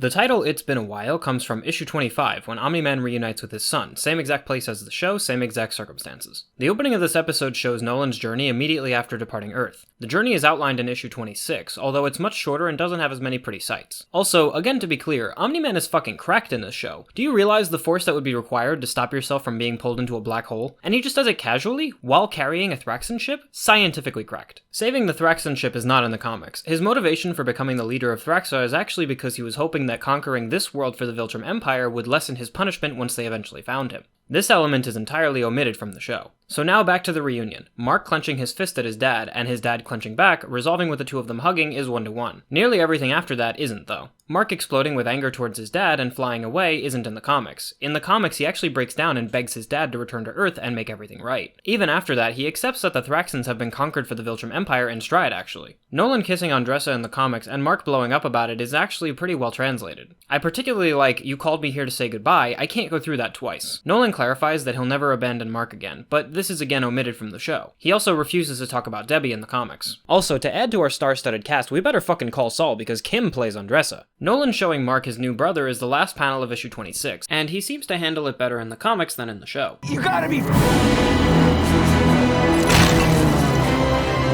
fucking kidding me. This is an interesting title drop. For one, he doesn't actually say Invincible, so does that automatically put it in F? It seems like every title for this season has been a gimmick, and I'm not sure how to feel about it. You can go in C tier. Debbie wandering the city in a daze is exclusive to the show. The trajectory of Debbie's character is very different in the show than in the comic. In the comic, she's a drunk mess for a really long time, pretty much until Mark returns with Oliver in issue 30. The show omits this drunkenness and seems to elect to fill her with loneliness and dread. Yes, she drinks wine a lot, but we never get a show scene of her passed out on the couch, like, well, multiple times in the comics. I'm gonna spoil something for the sake of thoroughness here, so if you don't want to be spoiled on these issues, skip to this time. Debbie only visits Nolan's grave one time in the comics, and it's not for Nolan Grayson the father, it's for Nolan Grayson Omni-Man. And it's at the very, very end of the comic in issue 143. She visits with Mark, and it's after he actually dies, not just dead to the world. Moving on now, the scarred Mauler cloning himself happens in issue 28, which is actually part way through the Viltrumite attack on Thraxa, so it's really cool that it lines up with the show in this way. The dialogue is actually nearly 1-to-1, so that's pretty awesome too. Donald's journey to the exploded house and finding his old glasses is a show exclusive. The next scene of William, Amber, and Eve talking about their new experiences at college is also a show exclusive. It's worth noting that Amber offering Eve a place to crash is super kind of her, and not the kind of relationship they have in the comics. Now back to the good stuff. Mark's feelings about his brother are far more hostile in the show. The comics give him this make it make sense kind of attitude. Lots of other words are different, but Nolan talking about how the Thraxans give him purpose and make him happy is also in the comics. And Mark's clapback about him being a hypocrite is 1-to-1. Nolan says in the show, "You don't have to forgive me," but he never actually apologizes in the show. He definitely does in the comics, although unfortunately Mark doesn't accept his apology. Nolan's explanation about biology and interbreeding is in this panel of the comics, but it's not quite the same explanation and it's far longer. Shortly after this in both mediums, Nolan asks Mark for his help fighting off the Viltrumites. Mark's resistance to help the Thraxans is a show exclusive. In the comics, he says there's no way he'll stand by and let the Viltrumites murder a baby. And Mark's note about "I couldn't even beat you" is from the comics as well, but Nolan clarifies in the comics that they wouldn't be sending their strongest soldiers, so they may stand a chance if they work together. Their conversation being interrupted by the attack is in both mediums, as well as Mark taking Andressa and Oliver to the caves. However, the attack in the comics is something Nolan is alerted to, while in the show, him and Mark witness the attack firsthand. The interlude with Eve and Kilcannon is a show exclusive again. Kilcannon's only time fighting Eve in the comics is in issue 58, aside from his appearance in the Adam Eve spin-off comics. Back to Mark on Thraxa. Andressa reveals that children choose their own names, but this fact is revealed by Nolan in the comics. She also states that Thraxan lifespans are 1 Earth year, but Nolan again clarifies that they are 9 months in the comics. A lot of the stuff she explains in the cave originates from Nolan telling Mark in the comics. Lucan showing up and addressing Mark and Andressa is really closely adapted from the comics, except he sees both of them at the same time upon his arrival, instead of a moment after talking to Mark. His sentiment about "with these disgusting creatures" is from the comic too. It departs pretty quickly after that though. Issue 27 ends when Lucan enters the cave, and issue 28 picks up exactly from that same place. The show has Mark and Lucan fight for a bit before Omni-Man cuts his stomach open and stabs him to a wall, but in the comics, Mark grabs Andressa and Oliver and flies out of the cave. There's also a panel of Lucan being mean to himself for turning his back on his enemy, saying he'll never move up the ranks like that. Poor dude, you gotta be kinder on yourself. Also, bros, Lucan is Green Lantern, like Jon Stewart from the original Justice League cartoon. Anyway, after he chases them, Nolan intercepts him midair. Mark and Andressa get away, landing somewhere safe where Mark says that he's exhausted. Nolan joins them in a moment, saying that he's killed Lucan. We, the audience, don't get to see it, but when he shows up later to finally capture Nolan and Mark, he's holding his guts in the same way that he holds them in the show. I'll talk about that more in a minute. Now again, Adam Eve's fight with Kilcannon is a show exclusive, but she does fight him once in the Adam Eve spin-off comic, and in Adam Eve and Rexplode, which is the spin-off comic about the spin-off comic. Neither time is on a bridge though. Debbie looking at old pictures of her family is actually taken from the same issue of Mark and Nolan fighting on Thraxa, which is issue 28. I think we're starting to notice a pattern here with the small interlude scenes being taken from the same issues as the big stuff that's being covered. Though in the comics, Art doesn't show up to talk to her. Not at this point at least. There's a scene in issue 14 when he arrives at her home with alcohol immediately after Chicago, and again in issue 22 when they talk about Nolan being a friend and how he can't fake that. There isn't exactly a comic equivalent of telling her that she's strong because she doesn't have powers. The scene of Donald discovering the past instances of his death is exclusive to the show, since it's not a secret that he's died and is mostly a robot in the comics. Nolan speeding back to the city capital hospital to see the destruction happens immediately after he kills Lucan in the comics, which is issue 28. The last panel of that comic is him crying over the destruction, and grabbing Mark is the first panel of issue 29. The conversation he has with Mark is similar in spirit to the comics, but not exactly in words. In both mediums, it's interrupted by the remaining 2 Viltrumites, but they aren't the same Viltrumites. In the comics, these Viltrumites don't get names, but in the show, the blonde guy is named Vidor and the knife hair woman is Thula. Thula is in the comics, however. The comics have these 2 Viltrumites looking like this one older guy and this other guy who kind of looks like Sinestro. There's about the same amount of talking in the show and comic, but they talk about different things. Nolan asks them about why they killed the Thraxans, and they say it was to piss him off and throw him off balance, and other taunting kind of things. Mark is outmatched in both mediums, but I would say he's probably more fucked in the comics than in the show. Check this out, dude is getting choked to death, tries to hit back, and the dude is like, oh nice, that won't work. Shit is scary. The small bit of the fight where Nolan tells Mark to fight like a Viltrumite happens in the comics, except not the same words. The comics have Nolan tell Mark to basically be more aggro, and the sentiment about not killing people isn't included. You need to fight like a Viltrumite! I don't kill people. It's not about you! As such, the following scene is of Nolan beating the shit out of the Viltrumites. It also has Mark getting the shit beat out of him by the Viltrumites, because the comics never made it about holding back, but being outclassed. The show changes this, and I'll talk about it in a bit. This part of the comics and show line up, but other than those 2, they're basically just both brutal battles in their own right. Not really much lining up as far as choreography goes. Mark never gets the opportunity to kill one of them in the comics, and he doesn't get stabbed, just beaten really badly. Do you regret attacking my family now? Do you? Nolan eventually beating them both and walking over to Mark happens in the comics too, except Mark is already unconscious when it happens. Next time you kill somebody, make sure they're dead. It's also worth noting that Lucan is the only Viltrumite to survive the attack in the show, but in the comics all 3 of them survive and yet to live another day. Debbie telling Cecil that she's rejecting his money is a show exclusive. The only time Cecil is told to take his money and shove it is in issue 50, which happens in season 3, so I guess I'll talk about it then. And Debbie putting boxes of Nolan's books on the sidewalk is also omitted from the comics. Nolan's plea to Mark about not forgetting the work he did is a show exclusive. The only thing he says to him before being taken away is, My books. Read my books, Mark. Eve ditching Amber and returning home to her family is interpersonal stuff for her show character, but not her comic counterpart. As is Donald digging into his arm with a knife. General Krieg is voiced by Clancy Brown. Hey, do we know who else he may have voiced, by the way? I'm Mr. Krabs! Oh, perfect, thanks. Really pulling out the long Fang voice for his character. What's most important to His Royal Majesty is maintaining the Viltrumite heritage of Ba Sing Se. This happens at the very end of issue 29, and by almost all accounts it's basically the same scene, except Mark doesn't tell him to go F himself, and Krieg doesn't punch him over it. It's also funny that in the comics, Krieg gives Mark 100 years to accomplish the takeover of Earth. They're really laying on the ticking clock, aren't they, Corbin? He doesn't give him a time limit in the show. He also fails to mention to Mark that Nolan will be executed in the comics, that part's a show exclusive. Another specific change is that Krieg says, oh good, you're alive, but he doesn't in the comics, because he and the others actually tended to his wounds while Invincible was unconscious, something that he doesn't do in the show. Credits! And right after the credits, we get Clone Mauler serving King Mauler and eventually poisoning him. This also happens in issue 29, but it's actually got a bit more dignity between the 2 of them. The only rudeness coming from the scarred Mauler is the general superiority complex that comes with knowing he's the original. He doesn't insult his cooking, that's for sure. It's the only time that a Mauler kills a clone of himself, and he even apologizes as it's happening. I do wonder what they did with the body, if anything. They're just gonna leave it there for someone to find, I guess. Nolan loves and misses you, even if he can't say it to you. So, showing more detail on Nolan's journey is in service to the Nolan's humanity theme. Wait, what season is this? Yeah, so this happens every occasionally. Themes from previous seasons will pop in to say, hello!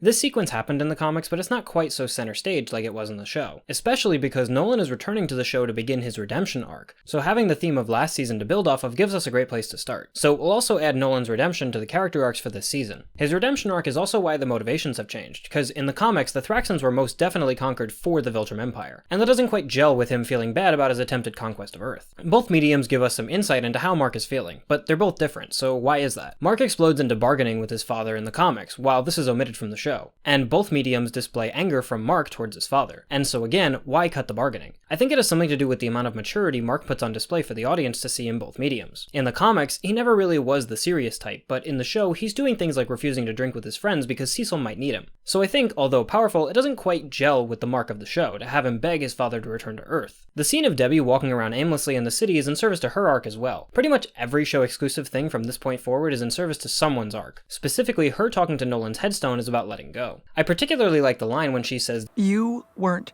real, only Mark, and you almost took him too.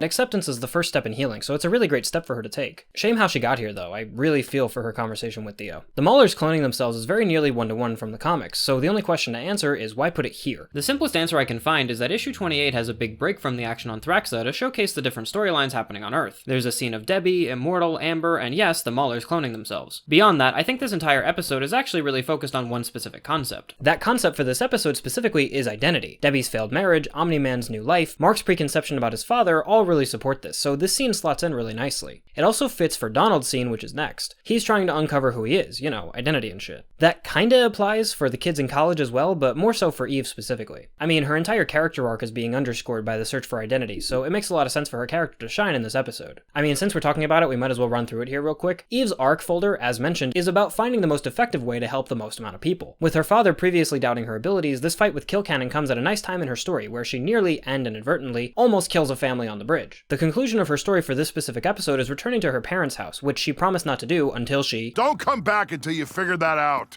So she's admitting to the audience and herself that she doesn't know what's best to help people, and would rather play at being a normal person, than risk putting people in danger. Man, this episode really is an almost universal backstep for all the characters with character arcs. But hey, it's like that sometimes. While we're talking about, well, anything that isn't Mark and his father, let's talk briefly about Debbie, because her conversation with Cecil about rejecting his money is actually more supporting the theme that Cecil can't be trusted, more than it's advancing her character arc. Sure, she's taking some independence here, and that's worth something, because season 1 had her more as Nolan's pet. But I think most of the rejection of the GDA is actually supposed to make the audience believe that Cecil is trying extra hard to control her and her family. Which he is. It's not exactly subtle that Cecil has been pulling every card imaginable to keep Mark and Debbie in a place where he has access to them, and hopefully control. So while this scene is in service to her arc of independence, it also helps us, the audience, look at Cecil and go, wow, he's really putting in a lot of effort to keep the Grayson household in arm's reach, isn't he? Debbie's conversation with Art finally helps her move forward in her arc, with external validation that she is strong and can move on without Nolan. This is very different than his conversation with her in the comics, since during that conversation, if the arc were present, she would have moved backwards, since Art tells her that Nolan couldn't have been all bad. Now, I have yet to give Donald a character arc, and this is officially the time to do it. Donald's character arc kinda begins a few episodes ago, but it really starts kicking off in this episode, which, you know, makes sense because of the through line of the episode being identity. More than that, his story is about overcoming trauma, specifically accepting things that happen only to you. And now finally, we can return to Thraxa and talk about everything involving Mark and his father. Mark's vitriolic anger towards his father is him embracing his theme to the ultimate degree. He rejects his father when his father is asking him to do something he knows he wants to do, but because his dad is telling him to do something, he doesn't want to be associated with it. It's like when you try to put your kid to bed and you suggest going to sleep and you know they're exhausted, but they just say no.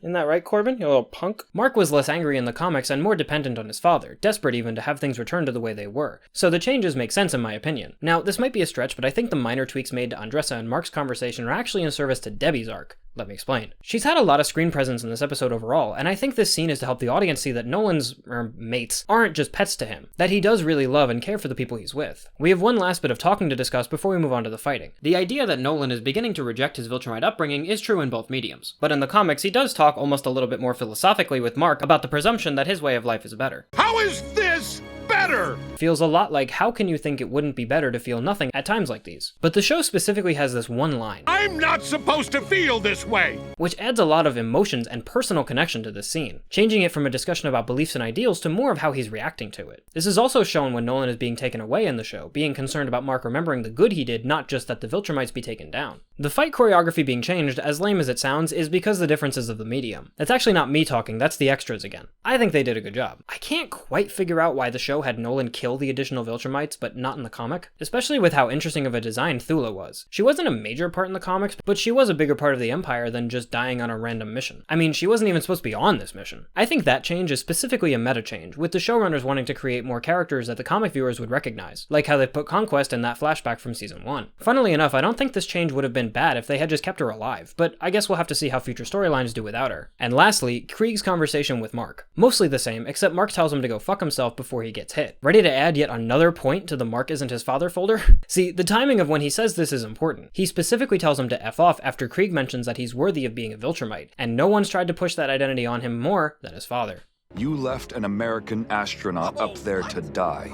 The episode title, This Must Come as a Shock, comes from issue 38, when Thaddeus reveals that he's a Viltrumite to Alan, same as in the show. Actually, let's talk about that quick before we go to the beginning of the episode. After the credits roll, we get Alan waking up from his coma. This happens as the cold open of issue 38, and as previously stated, Thaddeus doesn't turn off Alan's life support in the comics, so that part of their conversation is a show exclusive. The rest of the conversation is kind of the same though, with Thaddeus saying that he was the first to rebel against the Empire and he founded the Coalition to ward off the evils of his own people. In the comics, he wants to speak to Invincible, but in the show, he wants to have Invincible brought here. I mean, maybe that means he has to bring Invincible to him, or if there's some kind of intergalactic cell phone, I don't know. Mark waking up to see the destruction of the planet is a show exclusive. At the tail end of issue 29, Mark falls unconscious after the Viltrumites take his father, and the next day he goes to see Andressa and Oliver in the cave that he left them in. In the show, when he does see Andressa, the conversation is actually the same, save for some words. Andressa telling Mark that he's the reason she's alive is a show exclusive, and that sentiment specifically isn't in the comics at all. Cutting forward to when the civilization is rebuilt is the opening of issue number 30. The completion of the spacecraft is the first real beat of the issue, but it's told to Queen Andressa, not Mark. They also say specifically that they had to rediscover the technology, so that's kinda neat. The cutaway to show Omnipotus is actually the cold open of issue 27, where we reveal that Black Samson has awoken from his coma and that his powers are back again. The heroes shown are completely different, with the comics displaying members of other teams throughout Earth, like Capes Incorporated and Tech Jacket, which are elements missing from the show. The next beat in both mediums is Andressa asking Mark to take Oliver back to Earth. However, in the comic, she takes Mark aside, and in the show, she talks to him outside. A lot of the words are the same, like, I'm gonna be gone before he can form a sentence, but it's not entirely one-to-one. She also mentions that leaving him on Thraxa would have been fine with Nolan being here, but not now that he's gone. Andressa specifically saying the touching goodbye to Oliver is exclusive to the show. And he will need someone.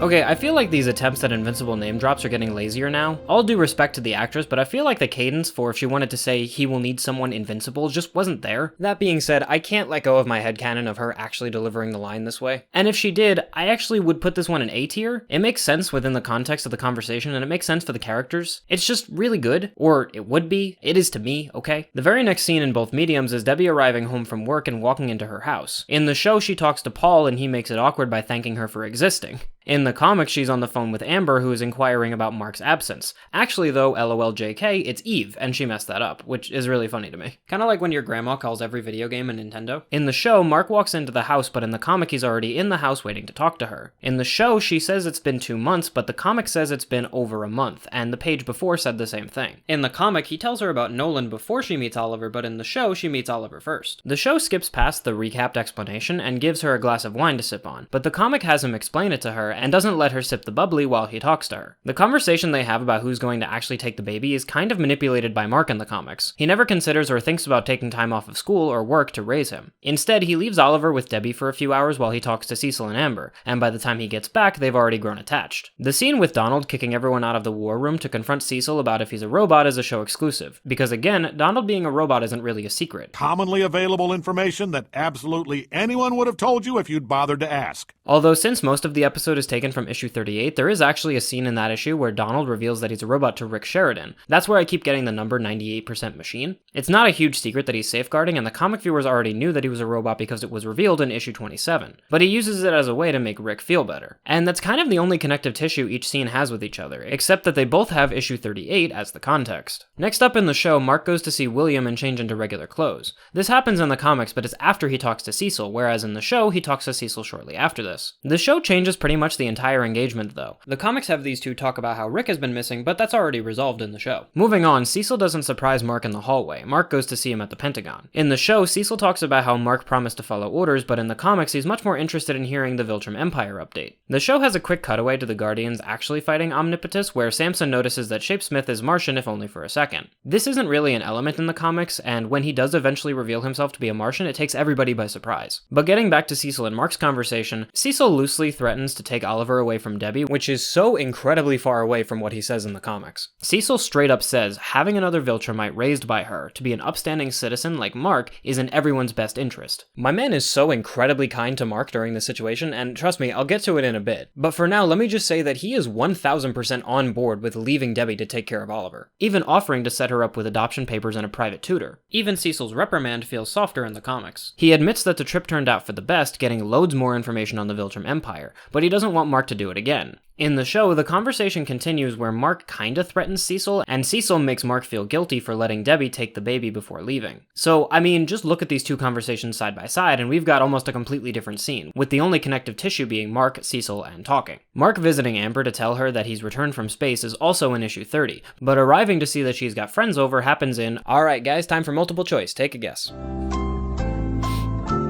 That's right, it's issue number 38. What's funny is the conversation they have in that issue is actually about Mark leaving for the 2 months. It's also worth noting that these random one-off characters are very faithfully adapted, with these 3 friends being very close to their comic counterparts as far as appearance goes. In the show, the friends leave. In the comic, Amber and Mark head outside to yell at each other. After the friends leave, Mark downloads her on what happened with Oliver, but in the comic, issue 30 that is, Amber just yells at Mark for being gone for too long. Both mediums talk about the deal of being a superhero, but show Amber happily understands the deal, while comics Amber thinks that she may not be happy with it anymore. For all the hate that Amber gets for her season 1 shenanigans, she really cuts Mark a shit ton of slack after she learns he's invincible, which I think is impressive since they haven't been dating all that long.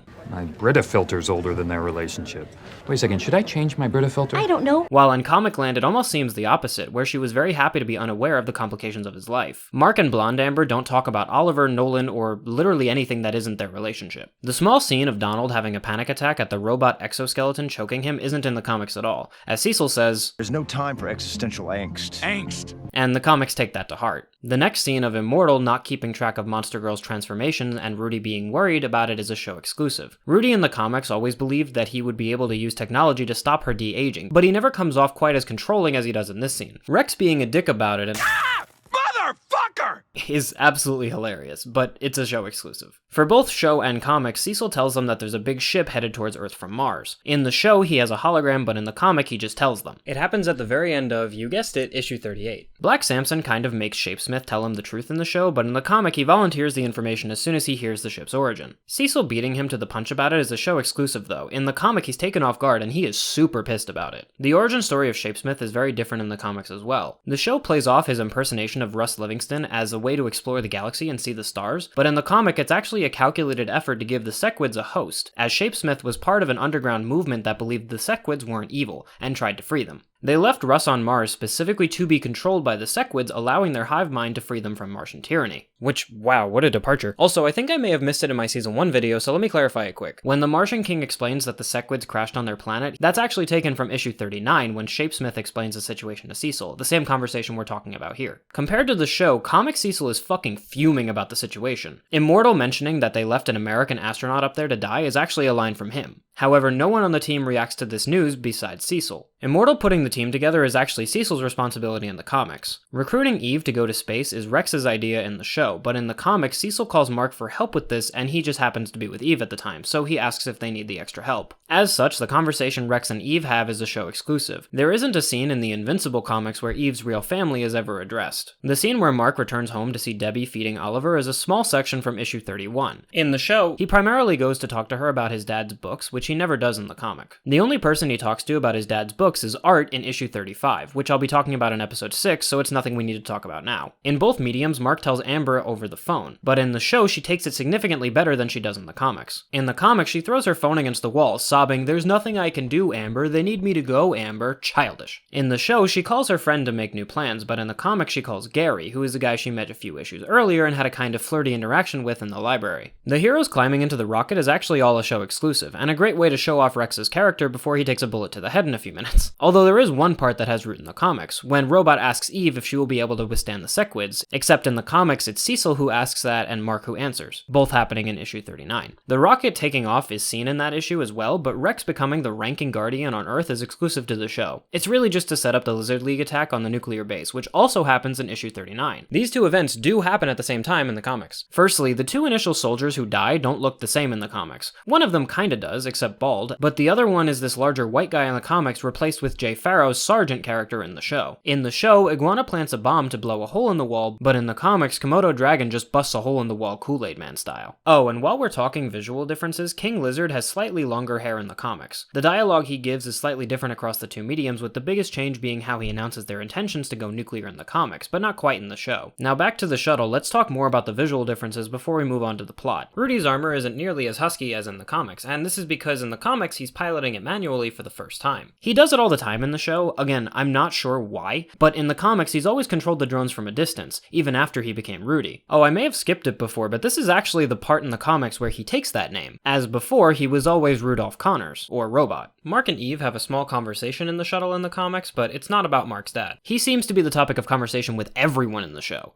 I guess he's a big deal or something, huh? In the comics, they talk about the kiss the two shared before the mission, which is a big no-no since Mark is still dating Amber. Or they specifically don't talk about it, even though Mark offers. Immortal asking Shapesmith for the expected resistance is shared across both mediums. He gives basically the same answer in both, except the joke about those being Martian military secrets, which I don't mind because Ben Schwartz is an extremely funny actor to me. The sequence where missiles are fired at the shuttle is taken from the comic, and even the joke Robot makes when he says this isn't Star Trek is repurposed from a joke when Mark says fire phasers when the ship comes into view. Bravo! And in both comic and the show, the missiles destroy the ship and Eve saves them with a giant pink bubble. The scene where the Guardians order a pizza as Cecil pops in to say hi is taken from immediately before the missiles hit, actually. He doesn't tell them exactly what's going on in the show, but he does in the comics. And in the comics, they're not ordering pizza, Rex is offering to sleep with Kate. He is very attracted to sex in the comics. The conversation within the bubble itself is mostly the same. However, the comics make it clear that they only have enough air for 16 minutes, while in the show it's 10 minutes, including Invincible leading everybody to fly towards the ship. In the show, Eve kinda slides them through the hull, but in the comic, Mark busts a hole in the ship and Eve repairs it immediately after. I know I mentioned it in the first season, but the Martians don't quite look like they do in the show. In the comic, they're more green and they have ridges, but in the show, they're more gray. I brought this up for Martian Man specifically, but it's their entire race, just so we're clear. The conversation between the Martians and Shapesmith or Immortal is basically the same, except Immortal punches them in the comics, Lamau. Bulletproof punching a Sequid to alert the hive mind is from the comics as well. The Lizard League intro where Ray opens the door is taken almost exactly from the comics, with the dialogue being slightly different. I also find it very amusing that there are buttons laying on the console to automatically target New York, Los Angeles, and Chicago with nukes. That's my headcanon at least, they probably don't. Also, Rex's one-liners aren't quite as quippy in the comics. Also would love to point out that in both mediums, Kate makes a fucking army of herself before they start the attack. I don't know why she doesn't do this more often. Like, if you had the chance to attack with an army or without an army, why would you ever go in alone? Back to the Sequids, Russ's intro monologue is relatively the same as in the comics, just a bit longer. It's also worth noting that Russ calls them solids in the comics, and he doesn't use that term in the show. The next beat in both mediums is Robot disrupting the Sequids, but in the comics he does it by finding a way to break the hive mind between them, and in the show he disrupts their nervous system. These may be the same thing, but they're explained differently. I don't know, I'm not a neurobiologist. Neither's he. Back to the Lizard League fight, in the comics there isn't really any talking. The fight is just really rather brutal, with Komodo Dragon killing literally all the Kates who oppose him. The comics don't have a dramatic last attempt for Kate to escape from the situation, she just eventually runs out of duplicates. And at this point, I gotta say, there is absolutely no creative strategy when it comes to heroes with these kind of powers. Kate 1 should always be a spawn point. Kate 1 should never ever be punching any kind of bad guy. She shows right here that she can make multiples of herself more than one at a time, so why the hell isn't she always 40 feet away from the nearest enemy, sending minions at them like it's fucking League of Legends? When we cut back to the Sequids, the plan to dismantle Robot's armor to create a pulse is the same in both mediums. Shrinking Ray takes out this orange-looking dude in the show, but in the comic he gets exploded with Iguana by Rexplode. Oh, I guess his name is Salamander? That's kinda lame. In the comics, Ray is really pissed that Komodo Dragon killed Kate, so he instantly tries to hit him, same as the show, and Dragon eats him. Can I also say, like, is bro just swallowing her like a pill? You have teeth, my guy. You know, like how you eat things? Those things are sharp. You can bite off your finger. Did you know that? Did you know that, Corbin? Also, why doesn't Ray just, like, expand in his mouth? You don't need to be down his throat to, like, expand and get bigger and rip his jaw off or, like, fuck up his head or something. It looks like she can do this on a whim, so, like, why?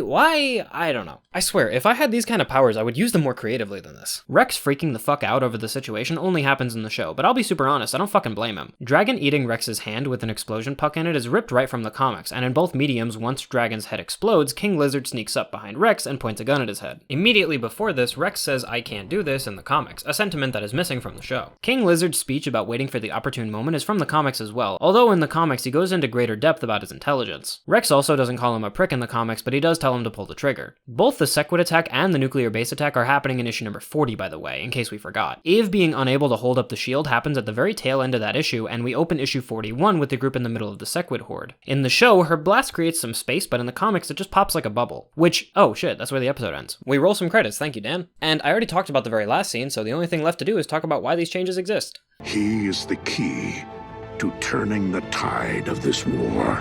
It's because of the character arcs. And more importantly... Ha! Imagine? No, I'm too thorough for that. So showing the destruction of Thraxa was a change from the comics, and it was specifically done because the creators felt like in stories such as these, collateral damage isn't shown as much to this degree, and they wanted to put it on display. It's also a way to make Mark feel really guilty. That sounded very definitive, and that's because it's actually not speculation. This once again comes from the extra section that were released with Season 2 on Amazon Prime. The extra dialogue between Nualzot and Mark is probably to make Nualzot more of a character than he was in the comics, same with Andressa. One thing I don't really have a clue about is this Omnipotus character. Nearly everything is the same except the roster of heroes who fight him. Why would they change that? Kirkman owns the rights to the Guardians of the Globe and Brit and Capes Incorporated. They're all directly from the Invincible series, so I have no idea why these characters he already created aren't in the show. I can speculate that he just wanted to draw up some new character designs, like 80s synth playlist woman over here, and maybe he didn't want to introduce Brit as just a background character. I just don't have any direct answers for why they're not here. The scene where Andressa gives Oliver to Mark is really just spiced up with a bit of emotion in it, and I think that's a good thing. The scene with Paul and Debbie and a bottle of wine feels really painful, actually. You can see in her eyes that she fought really well to be told job well done, but instead it's because he feels bad about how her life is going. I think they changed this as part of the concentrated effort to make Debbie more of a character and introduce that Paul is a good guy, so that she can continue on with her life with him later. Now, when Mark returns home, it was absolutely a conscious choice to change the initial conversation him and Debbie have. The comics made it more of a plot kind of conversation, and the show made it really a great display of an interpersonal conversation. Having lines like, "This morning, I didn't even know if Nolan was alive. I didn't even know if I wanted him to be alive." Stuff like that is nowhere to be seen in the comics, and I think the shift really works. The show really wants to highlight the humanity and personalities of these characters, and I think this is a great way to do it. Donald's anger leading into the conversation with Cecil has two purposes. Number one, it helps push Donald along in his arc, and number two, once again, it pushes the theme that Cecil can't be trusted. Lines like, "What did you do to me? I thought I was on the White Room list." You mean you'd be better off? It's just painting Cecil with this brush of being a bad guy. Mark's conversation with William is only different because they have different things to talk about than in the comics, but there's not really much to say beyond that. I do have a lot to say about the bit after, when Mark talks to Cecil. Firstly, once again, this is in service to Cecil can't be trusted. I mean, the dude threatens to take his brother, for God's sake. They're not even trying to keep Cecil gray at this point. So this supports the theme that the government is evil and should be overthrown. That's a joke, I'm kidding, don't put me on any lists. Again, Cecil was a father figure in the comics, so this never would have happened. In issue 30, immediately after Mark's return to Earth, he was way more interested in taking care of Mark then punishing him for leaving. Cecil even diffuses the situation in the end and goes back to being on a friendly field with Mark. Now, small tangent, I've thought a lot about if Cecil overreacts in issue 50, which is also the beginning of season 3, when he uses the Reanimen to attack Mark, but looking at scenes like this dorm conversation, this is kind of the moment where Cecil's judgment isn't respected by Mark anymore, and him being threatened definitely makes it seem more like Mark is a loose cannon and can't really be corralled by Cecil if it came to it. I'll be referencing this scene specifically when I talk about season 3, because it's kind of the first straw for this distrust. So now let's jump ahead real quick so we can keep talking about Cecil meeting with Debbie and Oliver. During this conversation, he seems to care at least a little bit, but you can definitely pretty blatantly see it's still a control tactic. It's also amusing because it kind of feels a little shady, like Dad said no, so I went to Mom to ask her. Please. Is an interesting choice from Cecil. Most of me thinks that he's trying to appeal to Debbie, but another small part of me feels like he's pleading with the only other full human in the room that he has to do something. I like it. And so now let's go back to Mark at college talking to Amber. In the comics, this event was the first time we got a glimpse at the cracks of their relationship, and evaluating if this could even work. This also happens in the show, but in a more subtle way, I think. Nothing quite as obvious as Amber saying, "What if I'm not happy with the deal anymore?" With show Amber even saying she understands the deal, but you gotta look at the meaning behind the words. I think Amber's grandfather dying and Mark not being there for 1, the funeral, and 2, the consoling that she probably had to do on her own, is a good way to visually display that Mark's schedule just isn't working for her life. Donald's nightmare is actually very clearly about progressing his arc, putting him in a place that he can grow out of. The scene with the Guardians training is in more service to Rudy's arc. Now that he's learned how to control his fear, he needs to learn how to manage it effectively. He may not be afraid to speak up for Monster Girl anymore, but there's a temperance that goes with that as well. It's also helping to remind the audience that this is a problem that Rudy is still working on fixing. I haven't had the need to mention it before, but Immortal and Rudy are voiced by the same person, so it's kind of funny to imagine Ross sitting in a booth by himself talking back and forth. I don't know exactly why they decided to have Black Samson figure out that Shapesmith was from Mars literally 10 minutes before he revealed his secret. I mean, it's kind of funny, but it's screen time that I feel like they just didn't have for this joke. Now, the reveal is different than in the comics, but I think that's a good decision to have Cecil aware that he was a Martian rather than getting caught off guard. For all of his controlling measures, Cecil is an incredibly competent person in the show. I think that the idea of an underground railroad for Sequids to escape slavery was left on the cutting room floor because they wanted to make Shapesmith more of a likable character. Now, I personally like the story of the dude trying to free a species from slavery more than a stargazing child who wanted to explore the galaxy, but to each his own. Beyond the character aspects, the show already has a lot of plotlines happening, and a lot of emotions, and a lot of themes, so I don't think it was much of a loss, especially because while it was an explanation in the comics, it kinda stopped there, as all future Sequid appearances in the comics are on Earth. Cecil's line of, "We need him. For now." I think also warrants another point for Cecil can't be trusted. Eve accepting staying with her parents is in service to her arc, and in case that wasn't obvious enough for you, Eve explains it to Rex before they leave. Rex's kindness about the situation is in service to his arc of being better, even directly accepting that he's an asshole in his conversation to her. I think their brief mention of Eve's real family is actually just in service to the Adam Eve special that came out between seasons 1 and 2. Also, with that scene, we've actually kind of finished Adam Eve's arc. I know we're only on episode 5, so that feels really weird, but this event kind of completes her journey. She started in season 1, where she got her first inclination that punching bad guys may not be the best way to help, and that continues into season 2, where she begins by helping the reconstruction of Chicago. It seems like the right thing to do, and she's proud of herself for doing it. She takes this pride home to her parents, where she thinks that she can help her family by making them food and a golden apple to sell for some more money. Despite this, her kindness is spat back in her face, and she confronts that power without knowledge can lead to disaster. This sets her back, but not fully, and she takes out her frustration on Kill Cannon, endangering yet another family. Returning home with her father's request that she only return home when she realizes that her powers make her dangerous, confirms with her that she can't really help people creatively, or by punching bad guys. And it's not until Rex gives her a little pep talk that she can see there's a balance in both, but not doing anything isn't the right choice. Her journey so far pushed her to go on the Sequid mission in the first place. So unfortunately, this kind of ends her arc for the season, bringing her to a conclusion of balance, I suppose? The remaining episodes she's in are more so in service to other characters' arcs and not really developing past that. Unless we want to change her arc to I'm in love with Mark, which it kinda was in the comics. Very feminist of you, Invincible. Now, the brief scene for Amber to talk to Mark over the phone is in service to helping repair some of the damage the show did to her from season 1. So now to compensate, she's in the full know about Mark being invincible, and she's super affable and considerate, which of course is a far cry from how she was with this interaction in the comics. I think this small scene in the shuttle actually exists to have Eve and Mark hug, and you know, it was in the comics, so not bad to throw it in the show too. Not to mention, Rex's dialogue continues to be the funniest part of the show,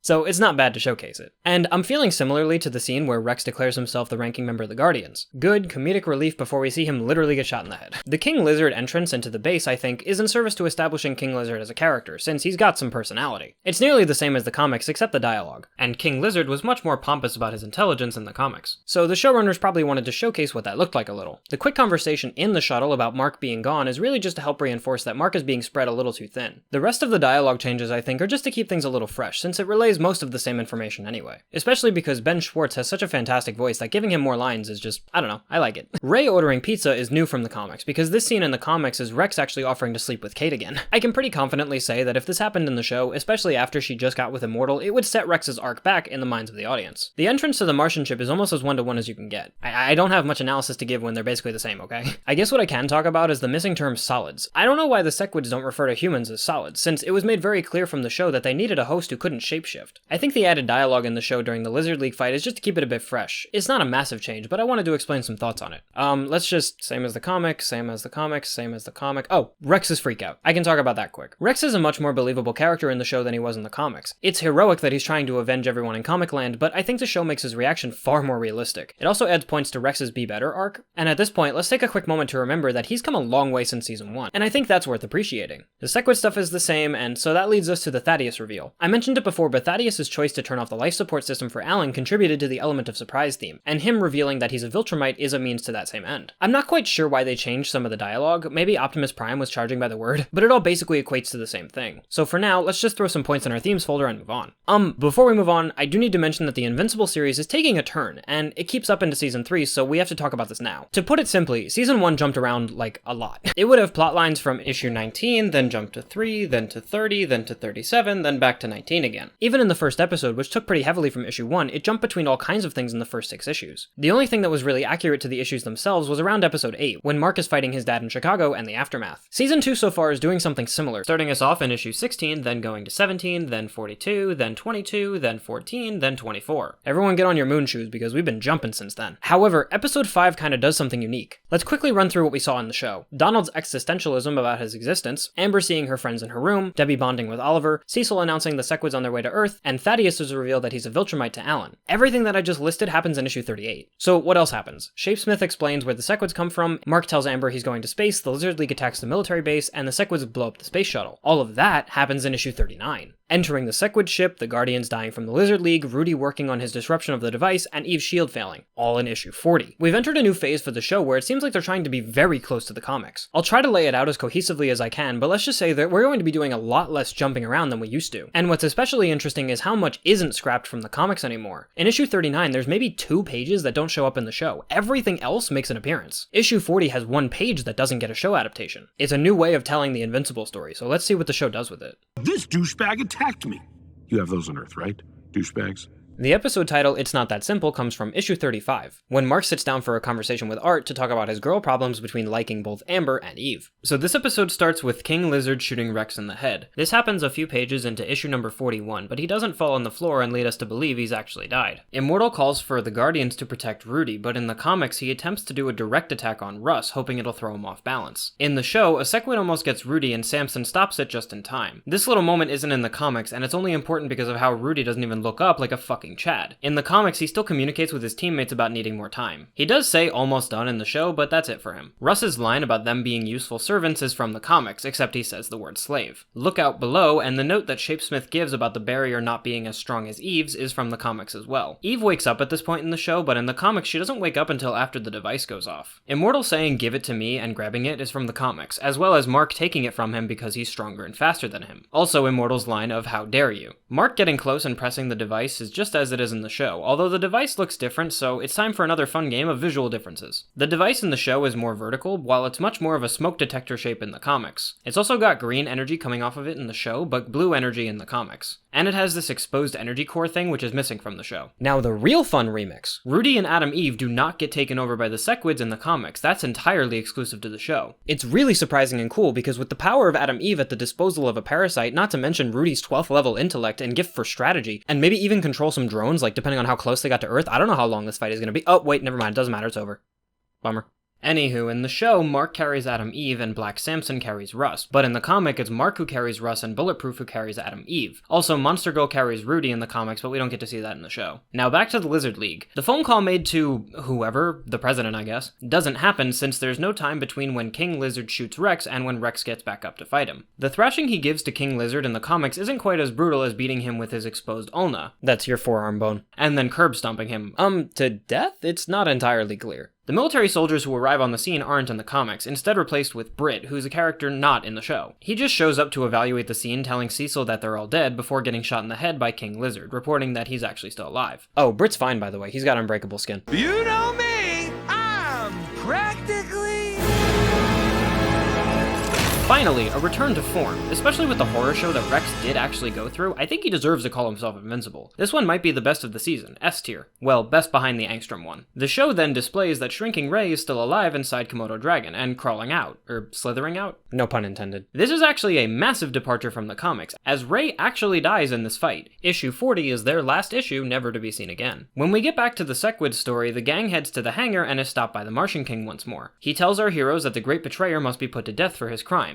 This is one-to-one with the comics, except that Mark doesn't say, I understand, he repeats executed. And then they jump cut the next page with them flying away. In both mediums, this is a reference to the first Martian engagement in Season 1, Episode 4 and Issue 18, when Mark says, I understand, and executed for the show and comic respectfully. The dialogue for the escape in the shuttle is one-to-one with the comics, except it's Rudy asking Shapesmith about weapon capabilities, not Eve. Him saying that he saw the inside of a shuttle on a school trip is a reference to earlier in Issue 40, when he says that his school used to be taken on tours throughout the ship. Forget weapons, open the airlock is a panel from the comics, before he leaves the ship to stop the Martians chasing him. He stops them in more creative ways in the show, but it's basically the same. When Mark gets back, the hug that Eve gives him is from the comics, followed by Immortal showing praise to Mark. He doesn't shake his hand in the comics, but he does say slightly more than good work, so net neutral. The conversation Rudy has with Monster Girl is exclusive to the show. After the team shows praise to Mark, we cut back to Earth. Cecil having a conversation with Debbie about taking Oliver isn't in the comics at all. The only time Cecil offers a tutor to Oliver is when Mark returns from space in issue number 30. He never actually offers, or threatens, to take Oliver away from his family in the comics. The scene in the hospital is a show exclusive as well. Well, this one specifically is. There's another hospital scene later in the episode that has a comic equivalent, so we'll talk about it then. The small scene of Amber and Mark hugging and crying is exclusive to the show as well. Actually, they do have a conversation in issue number 41, but it's their breakup conversation, so we'll save that for episode 7. Oliver seeing his family after the Sequid attack isn't in the comics. The next time we see him is in issue 42, but that event is actually something that happens in season 3, so I'll save it for later. Super minor detail, but the only time we see Oliver playing with toys is in issue 35, but they're not cup block things, they're cars. That's also the issue where Debbie name drops him for the first time. She explains that it was her father's name instead of the show where Mark explains it. The funeral for Kate Shaw is entirely absent from the comics, however the conversation Black Samson and Immortal have about it is in the comics. Some of the words overlap, most notably, I thought we'd have more time together. That's in issue 41. Mark and Amber's coffee date doesn't happen in the comics, especially not one where they talk about Oliver and his adjustment period. They never have a conversation about that. I don't even really know if Comic Amber knows about Mark's half-brother. Mark returning to his dorm to see Rick return to campus is a show exclusive. When Rick is seen again after the mess with DA Sinclair, it's casually exiting a bowling alley with William and Mark. They also changed the voice actor for Rick in Season 2. He is now voiced by Luke McFarlane, while in Season 1 he was voiced by Jonathan Groff. Probably doesn't matter to anybody else, but I kinda care about these things. Anyway, Mark being blown away by Rick's reconstruction is exclusive to the show, as is Donald's,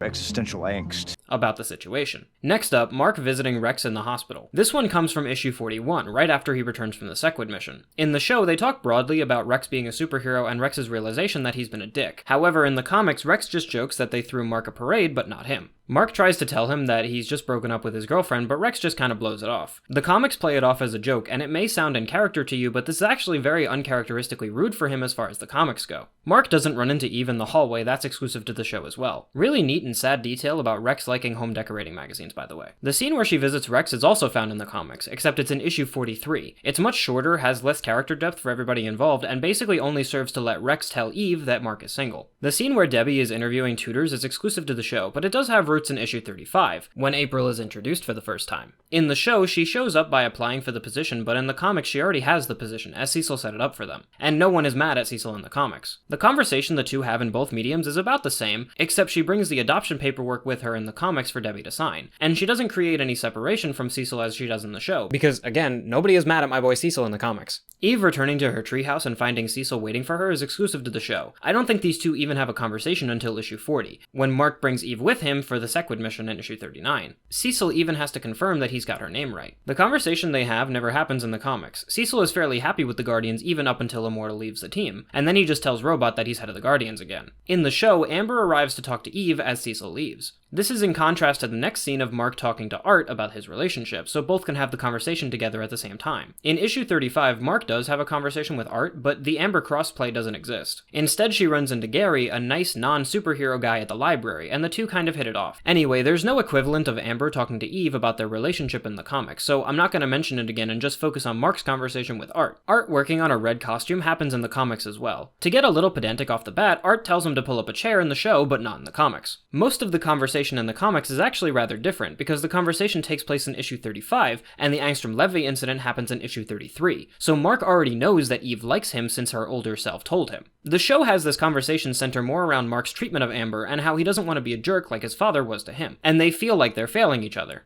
The conversation transitions away from Amber, and Art talks to Mark quickly about his adventures on Thraxa. The comics take this opportunity to have Mark talk about his feelings of Andressa, but in the show, he talks about his feelings about his father not saying I love you. In both mediums, this conversation transitions to Mark asking about the books, and Art telling him that his dad wrote sci-fi novels before he wrote travel books. The book title names are surprisingly exactly the same, not a single word changed. What is changed is that Art says he never read them in the show, but in the comics he really loved them. The scene of William talking to Rick about how they rebuilt the campus is a show exclusive, but Rick taking a moment to talk about his nightmares and flashes of D.A. Sinclair's torture is from issue 48, when he cries telling Mark and William about it. It doesn't get philosophical. The idea of, am I really me if I can't remember who I am, isn't a part of Rick's story at all. Mark returning to his dorm to read The Man with the Invincible Gun is a show exclusive, as he actually cracks open the book and reads it at Art's shop right when he gives it to him. The story of the Space Rider is so one-to-one, I'm pretty sure that literally every word Nolan narrates is in this one panel of issue 35. The next story, Savage Planet, Savage Beasts, isn't quite as faithful to the actual words on the page, but the story is about the same. Also, the name Ragnar's isn't in the comic at all. That name appears later, but not in this book at least. Cecil telling Immortal to take a vacation is from issue 43, but he doesn't react poorly in the comics, probably because Cecil isn't as hostile and controlling about it, more so making a suggestion to Immortal, not a command. Alan coming in from deep space interrupts the conversation in both mediums. Immortal seems more aggro in the show, and get out of my head is a direct quote. Alan calling Immortal a douchebag is exclusive to the show. You have those on Earth, right?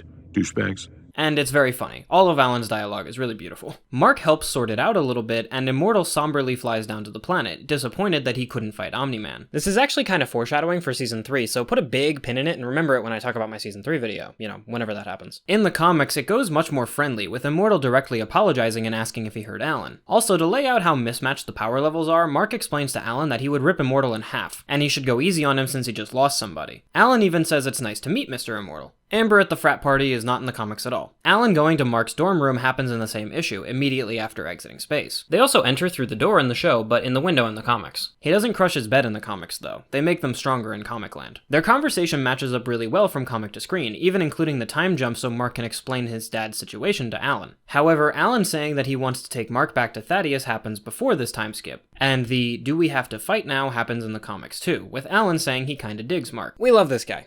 For now, at least. Mark saying when it's time to attack, I'll be there is at the very end of the conversation in both mediums. The very end of the conversation in the show is William showing up and asking if he can go to bed, but in the comic, William actually just walks in and sees his first alien running away screaming. The scene where Krieg talks to Nolan in his prison cell is a show exclusive. Krieg talks to Nolan in the comics, but it's actually an adapted scene for later, so I'll talk about it then. The scene of Russ entering his apartment and cleaning up after Shapesmith is from issue 41, the first issue he's back on Earth. And other than the fact that Shapesmith didn't actually trash his apartment, it's basically the same scene in both the comics and the show. Except there's no dialogue in the show. And in the comics, he was able to have a conversation with some of his astronaut friends, which is not present in the show. And finally, the after-credit scene with Angstrom Levy is a show exclusive, because as I said previously, it's a complete surprise when he pops up again in the comics. How did a mere moment on Earth turn you into a weak, sentimental traitor?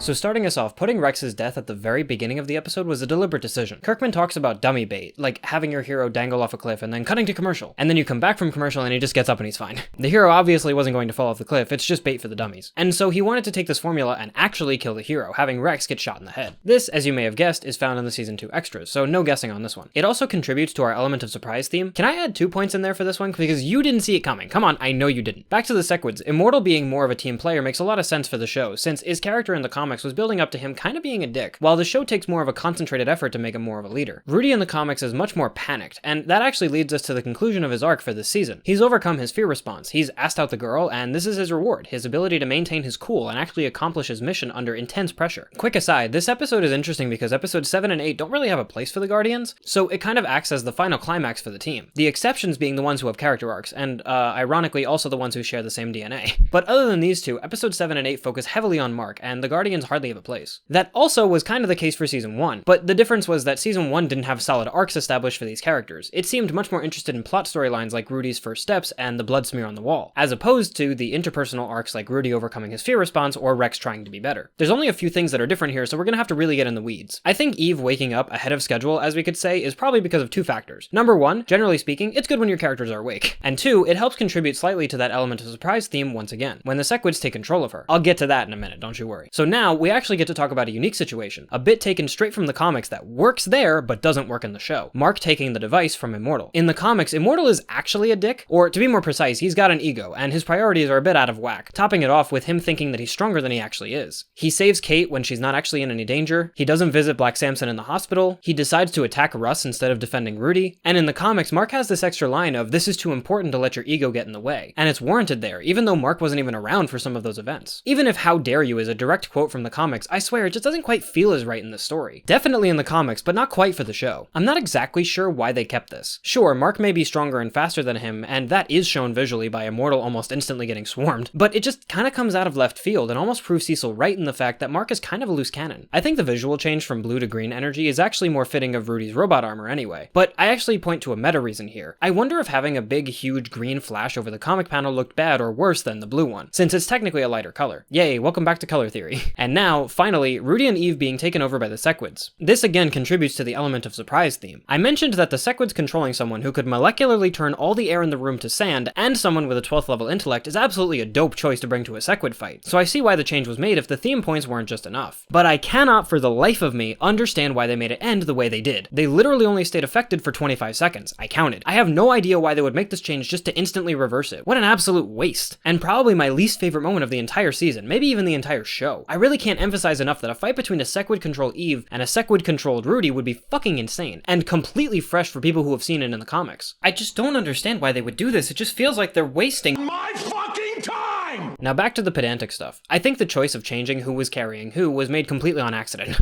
I don't think there was any comic consideration made in that decision even for a second, if I'm honest. King Lizard's extended conversation with the president, or whoever I guess, I have the best Guardians you've ever seen. No one has a better Guardians of the Globe than I do. is in service to that element of surprise theme as well. Not the conversation specifically, but come on, after Rex got shot in the head, you did not expect him to stand back up. You just didn't. Like, come on, stop kidding yourself. Apparently, the Lizard League sucks so bad that they can't even shoot a guy in the head right. That joke was actually taken courtesy of Beekeeper Jack on Reddit, which I only found as I googled, can you survive being shot in the head, just for thoroughness sake. I also found this wonderful explanation, which I think makes total sense. Rex's being a dumbass literally saved his life. The dialogue changes were more than likely to give the show a bit more Rex flair, but I actually do have to talk about this bit. The GDA show up instead of Brit. I mentioned it briefly during the Omnipotus part, but I have absolutely no idea why Brit isn't in the show yet. This would have been a fine scene to introduce him in even, if King Lizard wasn't unconscious. He's pretty damn important to Cecil's story in the comics, so, well, okay, I don't know if I'd say he's important, but he's definitely an accent piece. To me, this scene kind of feels weird without him. Oh, right, I was about to move on, I can't believe I didn't mention it. Why is Ray still alive? I thought it kind of took the sting out of the fight in the comics to have Kate survive, so at least they only lost one member, but with shrinking Ray living through this, it felt like there was literally no stakes in this at all. Okay, so why? Well, sorry Bechdel test, but I think at least this part of the story was to give Rex a love interest for season 3. Editor's note, now that we've seen season 3, I was totally correct. Shrinking Ray literally only gets one dedicated character panel in the entire comic run, so I would say it makes sense that the show did want to develop and explore that character more. Alright, let's see. Same.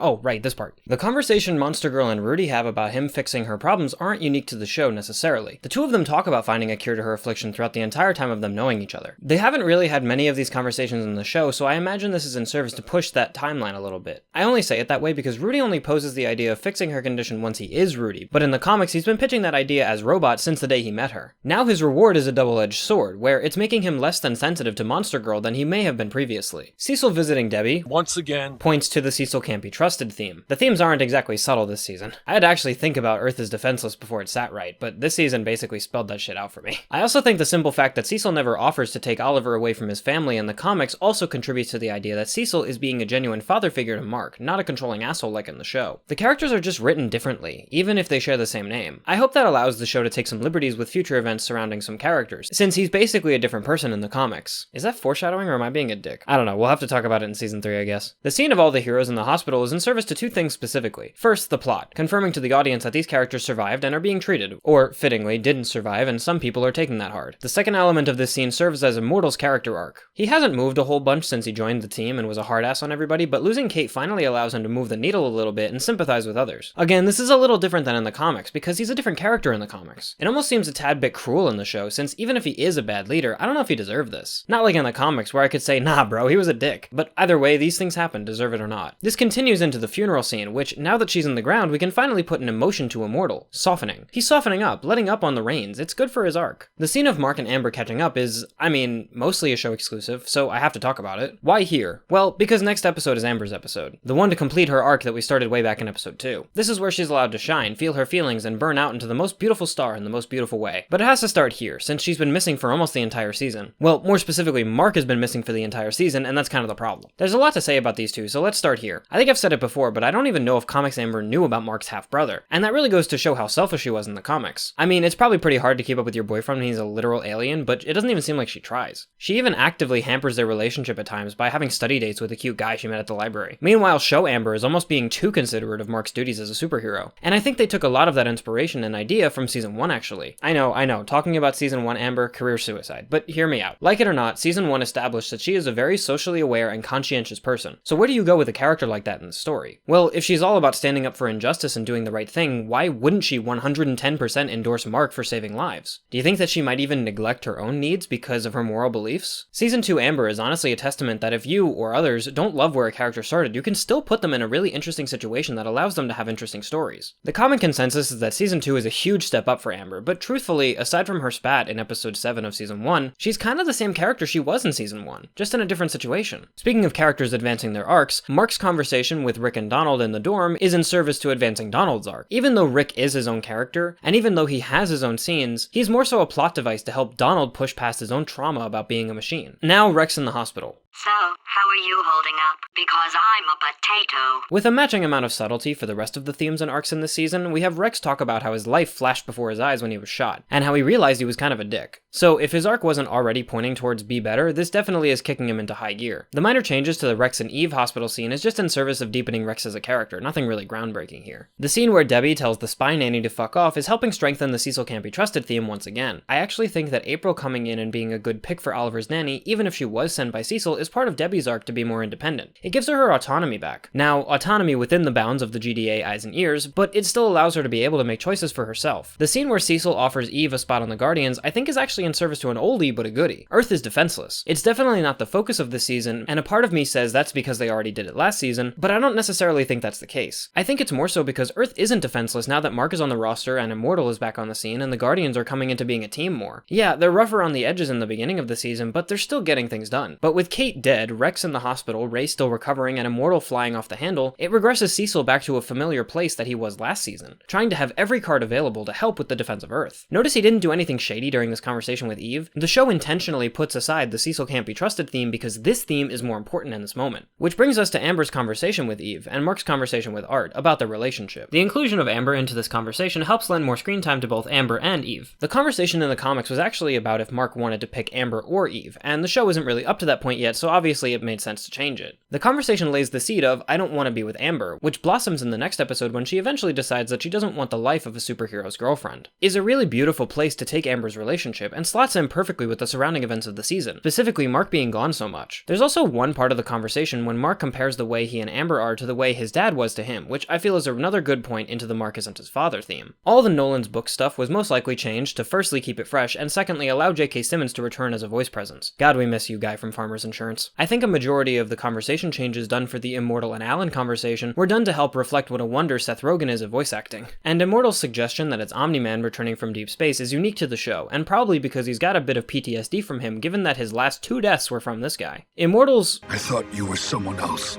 is in service to his arc, pulling him down and making him realize that he's more hurt than he realizes. And finally, we've gotten up to it, folks, the big change on everyone's mind, the burning question. Why does Mark's bed break in the show, but not in the comics? Well, the Amazon extras actually have a 25-minute explanation on this, starting— okay, this is a joke, no one cares. It's just because Alan's bigger now and they wanted to have a funny way to showcase it. The scene where Krieg interrogates Nolan is in service to setting up his redemption arc as well. The scene with Russ is the same as in the comics, but we can also add another point for the element of surprise. And finally, Angstrom getting a suit. I think this scene was added so that the audience could kind of get reminded that he's still out there, especially since he pops up next episode.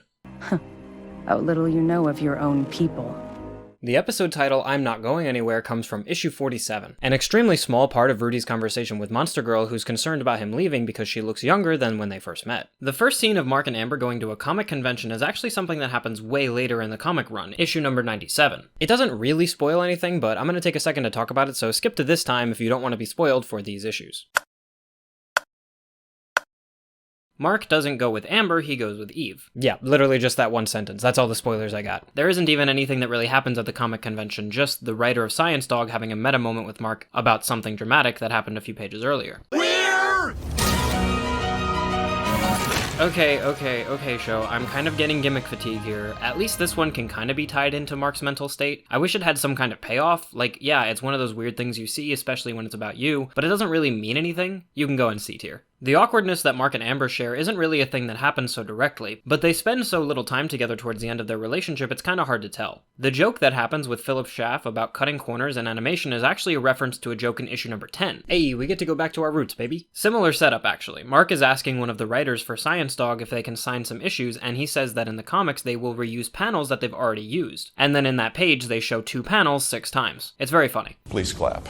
Eve calling Mark to say that Rex went rogue is exclusive to the show, as is her retrieving the orb that Kill Cannon stole a few episodes ago. Rex fights Octobos in issue 25, and Mark is called to join that fight by Cecil, and it is while he's buying comics at a comic store, so the similarities are definitely there. In the show, he talks himself up quite a bit, which is omitted from the comics. When Mark shows up, Rex is already knee-deep in the Octobos fight, and he insists to Invincible that he can handle it much like in the show. Also, he's not going rogue in the comics, it's just another fight for him. Meanwhile, in Showland, he's doing it as a way to prove to himself that he can still fight and be a superhero after his near-death experience. Rex also doesn't reveal that his new hand has a gun in it until issue 43, but we don't see it in action until issue 46. Either way, this fight doesn't have it because it hasn't happened to Rex yet. Rex being a real bro and telling Invincible that no one could go through what he went through and asking how it's going with Amber, saying the Guardians will cover, is entirely a show exclusive. They're friends in the comics, but this is more so part of his redemption arc, which isn't in the comics, because he basically doesn't need one. I mean, aside from cheating, but whatever. Monster Girl working with Rudy to control a Monster Girl robot is from issue 47. It plays out basically the same way, except in the show, Rudy lays it on a little thicker that he's trying to fix her. She reminds him that she's cursed, not broken. New band name, I call it. Black Samson and Bulletproof doing the team lineup is absolutely hilarious, but not in the comics at all. Also, while we're talking about him, does Black Samson have his powers back? It's not really clear in the show, but in the comics he wakes up from his coma with the same lightning powers he had when he was with the old Guardians. But in the show, he's doing shit like fighting Sequids by punching them? I mean, Bulletproof does the same thing, but at least he can fly? Maybe you guys can let me know if I missed something, but like, where is his lightning? Cecil yelling at Immortal that he can't quit while being slightly hypocritical from his conversation earlier is taken from the comics. Well, the fact that they have a conversation is. For starters, in the comics he doesn't ask to be done, he just says he's leaving. It's an actual argument in the show where he cites his behavior after Kate's death as him being unhinged. In the comics he does cite his interaction with Alan, but he does it in a more dignified way, probably because the fight with Alan was more dignified overall. In the show, Cecil tells him to take a temporary leave of absence, but in the comics it's Immortal who encourages Cecil to call it that, following up by saying he doesn't think he'll come back. I mentioned it slightly before, but in the comics, Cecil sets up an appointment to talk to Robot, but in the show, Cecil and Robot are already at Guardians HQ together, so he just talks to him there. Next up, we have the PTSD nightmares from Rick about D.A. Sinclair. Firstly, D.A. Sinclair is voiced in this season by Eric Bauza. Bowser? While in season 1, he was voiced by Ezra Miller. I didn't realize that my bit about D.A. Sinclair being along for the ride and Ezra Miller being a risk was actual foreshadowing, but with the benefit of hindsight. Anyway, the only comic parallel we have for this has already been mentioned, and it's in issue 48 when Rick explains the situation to Mark and William. It's only a small tidbit, not an entirely dedicated scene. The next scene about Donald asking to resign... Jesus, is there something in the water today? Yeah. Never happens though, especially not Cecil showing him all the times he dies. I actually went beyond the Invincible material to find this one conversation in the Brit comics, where him and Cecil talk about how they rebuilt him. But Donald quickly realizes it's this or death, and he picks this every time in that situation. And with that said, I gotta ask, do all GDA agents get this kind of treatment? Are they all robots? What exactly makes Donald so special? Maybe it's the whole, this is how you are without powers, so here, take some kind of treatment, because in every clip of Donald dying, he's defending someone? This beautiful motherfucker is constantly sacrificing himself so others can get away. So if it is the Captain America treatment, I'm okay with that, but like, why wouldn't you make every GDA agent a robot? Next up, Mark talking to the Dean about his academic performance. Him and Amber waiting outside the office is unique to the show, but him talking to the Dean isn't. It's actually in issue 37, right after he returns to his dorm, pulling an all-nighter, stopping D.A. Sinclair. The conversation starts out with the two talking about his transfer from principal to dean, which happens a bit earlier in issue 25 when he runs into Mark and William on campus. He mentions in the show that his grades suck, and in the comics they talk about how he has a D average, but Mark actually pushes back saying that he turns in all his assignments, they just get docked for tardiness. In the show, Dean Winslow says that he needs to make a choice, but in the comics the choice is focus on school. He's not quite as gentle in the comics, being pretty firm that he's got one last chance and he needs to cut out all the extra stuff in his life. The bigger part of this conversation is probably when he tells him that he's not living up to his full potential, which I can only imagine cuts like a bitch when you're literally... See, that is how you do a title drop. Donald asking Cecil to wipe his memory is another show exclusive. Debbie's ride home with Travis from Fear the Walking Dead is a show exclusive. I've mentioned it before, but she does end up briefly dating a Paul in the comics, but we don't get to see him ask her out in Comic Land. The progress update on Oliver is in issue 38, except Mark doesn't get to hear it, it's just April and Debbie. The content is basically the same, except Oliver is able to talk at this point. I do love that Debbie asks Mark about how school and Amber are going, the two things that are going really poorly in his life. Their conversations about his failures are a show exclusive. Their heart-to-heart conversations are much less overt in the comics. There was a lot of pressure to be invincible in season 1 from his dad, but at this point in the comics, the pressure of being invincible comes entirely from the battles he's constantly fighting. I mean, I just mentioned that he met the Dean immediately after stopping D.A. Sinclair. This man never can seem to catch a break. But he never really gets the chance to talk to Debbie about his life during this period, or even after this period. Now remember just a second ago when I said that Oliver's progress was in issue 38? Well, in that same issue, we get a comic parallel for Rick on the roof. Donald telling him that, "You and I are not so different." The conversation is basically the same actually, even the choreography of him opening up his shirt to reveal his robot self. Donald saying that he's died 39 times is exclusive to the show though. It's also, delightfully ironic I suppose, that Donald literally just told Cecil to erase his memory. Like, bro went from I don't want this trauma to oh it was a mistake in the span of 4.2 seconds. Donald doesn't praise Rick for fighting back in the comics, but it's a good touch in my opinion. He does talk a little bit about love in the comics, but it's the context of losing his wife over the reanimation process, not about about the love William and Rick share. Rick is a single Pringle at this point in the story. The next scene of Mark making all these serious considerations to take a night off is a show exclusive, and I personally think that Amber saying, "I have serious ethical concerns about this," is a massive testament to how much she's grown into a better person in the show. The cute date they have is exclusive to the show, but it's really pretty actually. I'm very happy about this display of what would dating a superhero be like. Also, the song that plays during their date is Feel It by David. David D4D, sorry if I mispronounced that. I'm not trying to get this video struck for copyright reasons, but just listen to it. It's a really good song. After their little montage, they sit down and eat together where Mark mentions, "Should I ask Cecil for a salary?" My brother in Christ, he's already paying you. Why do you think he was so pissed that you left the planet? Or if he isn't directly paying Mark a salary, he most certainly was in the comics, even if Mark was allowing him to pay him. The conversation about having problems you can't punch your way out of in regards to school is unique to the show, and I bring it up because it's cute. Like, if this version of Amber and this version of their relationship popped up every now and then, I think I'd be cool with it. It feels very similar to Debbie and Nolan's relationship right before he betrayed Earth. Like the scene in Rome. Remember the scene in Rome? I'm on vacation. Let Cecil earn his paycheck.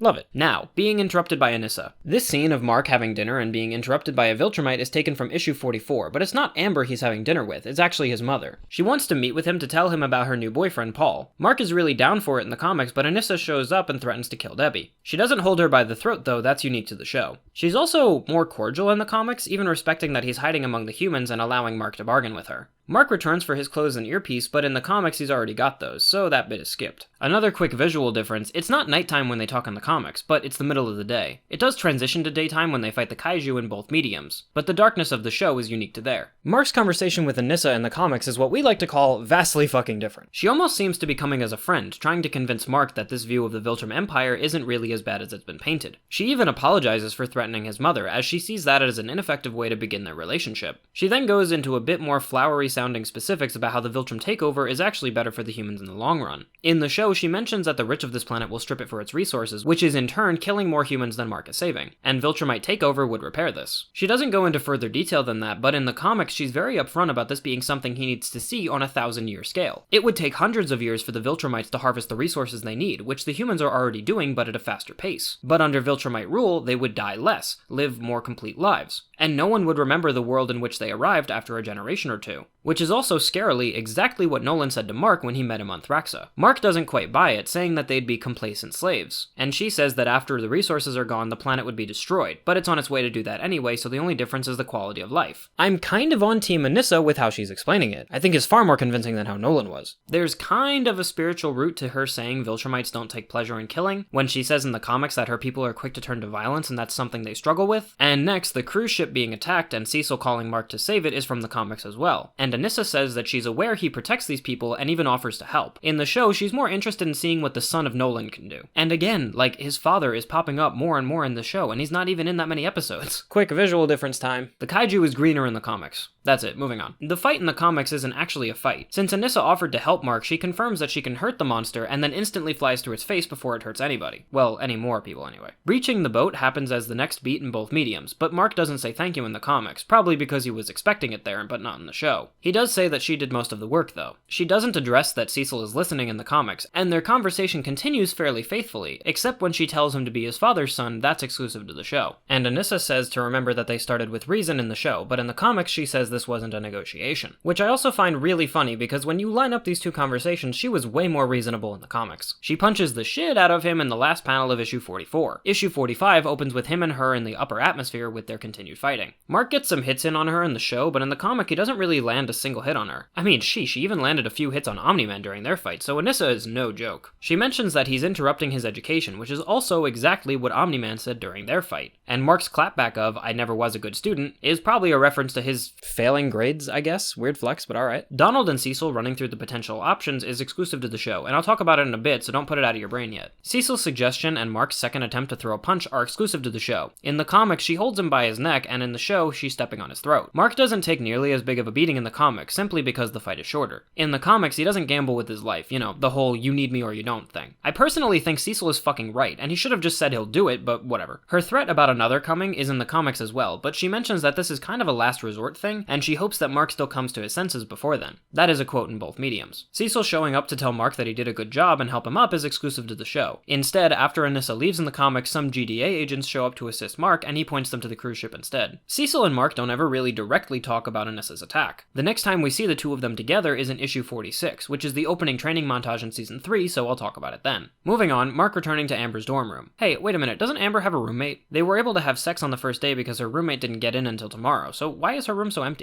Amber first asks, how did she find us? And to be honest, I was thinking the same thing. When Alan enters the atmosphere looking for Invincible, he doesn't even know where to start. It's not a big planet by galactic standards, but damn. Do you think Anissa spends like 4 days just low flying trying to find any dude who even looked like Mark? Do you think she got it wrong a few times? Like she flew down, threatened some dude's mother, and realized, oh wait, you're the wrong dude, my bad. She doesn't even know what he looks like. She's never seen him before. Maybe he has like a Viltrumite glow to him or something, but this all seems very, very impractical. Anyway, let's start with the show. Amber brings up all the good points. Even the ones about herself aren't based in selfishness, but in autonomy and the idea that she deserves to live and be happy. And fellas, I know we're mad at her for season 1, but she's right, come on now. She asks Mark how this works, and he says he doesn't know, and through tears they cry it out together. This scene is masterfully done. It's hands down the best Amber scene in the entire show, and it genuinely makes me feel things for these characters. Excellent work all around. That's not to say the comics aren't good, but they're different. Mark breaks up with Amber in issue 41, which is the same issue he returns from the Sequid mission, which, to lay out a quick timeline, is right after he briefly disappeared to fight Angstrom Levy in issue 33, which is right after he disappeared for 2 months to find his father and half-brother in issues 25 to 30. So in the comics, he's been absent a lot, and it's made Amber really lonely. Matter of fact, a few pages earlier, before he actually breaks up with her, she's having a conversation with that boy she met at the library, Gary, where I don't know if he's making a move on her, but he's definitely making it clear that he's been present where Mark has been who knows where. I mean, we know where, but she doesn't. Mark flies up to the window to try to talk to her, and he sees him, leading him to take the stairs a page later, and breaking up with her upon entering the room. It's super mutual, and it's mostly about him just not being around and her being lonely. The show makes it about removing Amber's autonomy, making the world Mark lives in unsafe for her, and the protection of the world being more important than Mark's interest in her, which all makes sense given what happened to her. I don't know a universe where I wouldn't feel the same thing after being choked by a Viltrumite, even one as hot as Anissa. Okay, but seriously, the comics handle this decision with a lot of dignity and respect. Amber even feeling the same way as Mark, him just saying it first. It's very respectful, mutual, and a little less messy than in the show, but the messiness is the part that I like, so it's not that that's a bad thing. The comics had multiple instances of Amber handling being the girlfriend of a superhero very poorly in issues before this, so it definitely doesn't come out of nowhere, and the show is the same way, with the surrounding events of the season and the awkwardness the two shared absolutely coming into play. It probably ranks up as one of my favorite scenes in Invincible Season 2. And with all that, we finally get to Mark sitting on the roof and getting a call from his mother, except surprise, it's Angstrom Levy. Mark does receive a phone call from Angstrom Levy letting him know that he's kidnapped his mother in the comics. The actions are kind of the same, but the circumstances are monumentally different. It happens in issue 32, which is when Mark and Amber are visiting Eve in Africa. Everything is going fine and normal until the phone at Eve's house rings with some man calling for Mark. He answers it, hearing his mother cry for help, and some guy, we don't know it's Angstrom yet, asks him how fast he can get home. He asks Eve to take Amber home, and Mark zips out of Africa. I'll talk about the rest next episode, but we've got one more scene to cover. After the credits, Anissa returns to the Viltrumite ship. This happens immediately after she leaves Earth in issue 45. Krieg isn't so scolding of her in the comics, and she's more confident in the comics in general. The show has this scene interrupted by Alan showing up on their scanners, but in the comics he's just flying through space and the ship stops after almost running him over. Anissa comes out and hits him in the show, but in the comic she doesn't actually get a hit off. Alan's punch to her is the first of the battle. He does make her bleed in both mediums, but it seems she bleeds a lot more in the show. The conversation is very different though. Comics Anissa casually drops that her fourth husband didn't hit her as hard as Alan did, lol. She's interested in bringing him in to stand trial, not to dissect him and find the source of his power. Alan's realization about finding Nolan and being taken to the prison is the same in both mediums, but he flashes back in the comics to remind the audience in case they forgot. Anissa knocks him out with one punch in the comics, but a kick in the show. Or fake knocks him out, but that's true in both mediums.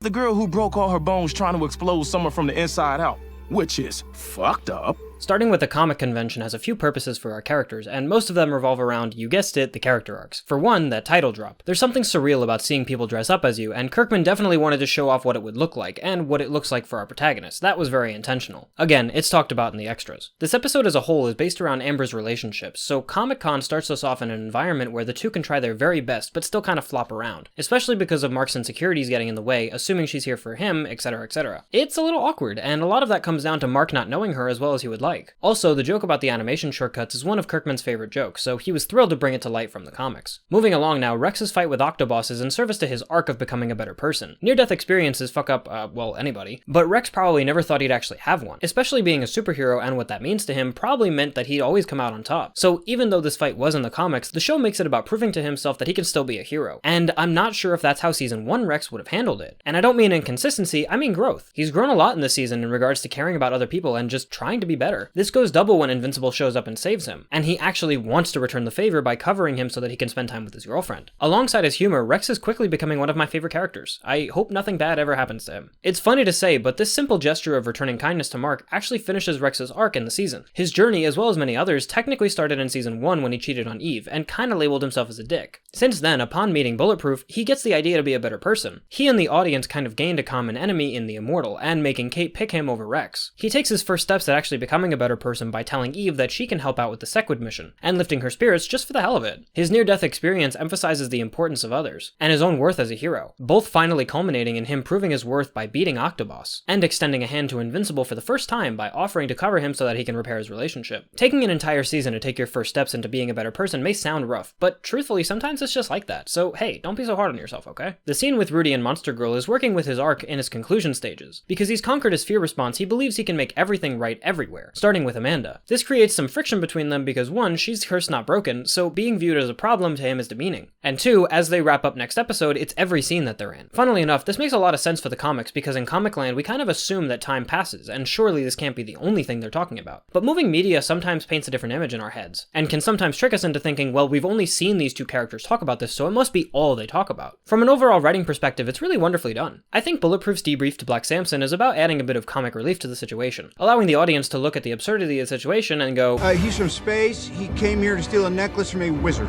And to his credit, Bulletproof brings up some really solid points. Okay, first, you're bald. You really can't argue with that. As you can see through multiple times in the show and the comic, Black Samson is bald. Alright, Immortal quitting is the same. And I think Rudy being present at Guardians HQ to accept the position immediately is simply to speed things up and make it a bit more fresh than the comics. Next up, I know I mentioned it, but holy shit, the new voice actor for D.A. Sinclair is phenomenally similar to Ezra Miller. In my experience, when a voice actor replaces another voice actor, the direction given to them is kinda use this as a template, but you're your own actor, make it your own. I wish I could have been a fly on the wall for that one, because it almost sounds like they said, hey! So, we have a profile for this guy and we'd love if you could just do that. Anyway, the nightmares Rick are having are in service to 2 things, and one of them you're not expecting. Number 1, Donald's arc, as I mentioned earlier. Rick's growth is almost entirely in service to him. Donald's scene with Cecil also confirms this. And number 2, Season 3. Throughout the extras of Season 2, they have constantly talked about how exciting Season 3 is going to be. And having Rick be a constant and visual reminder that D.A. Sinclair is a monster who mutilated people is going to help the audience accept it when Mark finds out that D.A. Sinclair is working with the GDA. Mark and Amber outside Dean Winslow's office is actually points for building up their relationship, not tearing it down. Most of the environments we see them in at this point in their relationship are trying to show how awkward and mismatched they are together, but this scene actually tries to show that when things get tough, these two can come together. I wonder if Mark had spent more time actually letting Amber closer to his world, if the two of them would have been happier. Actually, hold on, let me cook for a second. This never would have worked with comic Amber, but like, I could see show Amber being really happy with working as a member of the Guardians as like a secretary or something. Get her out for some field training as an actual agent. Give her the promise of actually being able to affect policy, maybe work with the GDA. All this shit sounds right up her alley. She'd have to abandon college and maybe she wouldn't go for that, but I think given that she's accepting of Mark's lifestyle to a fault, she would do it. And then the relationship could work out. Boom.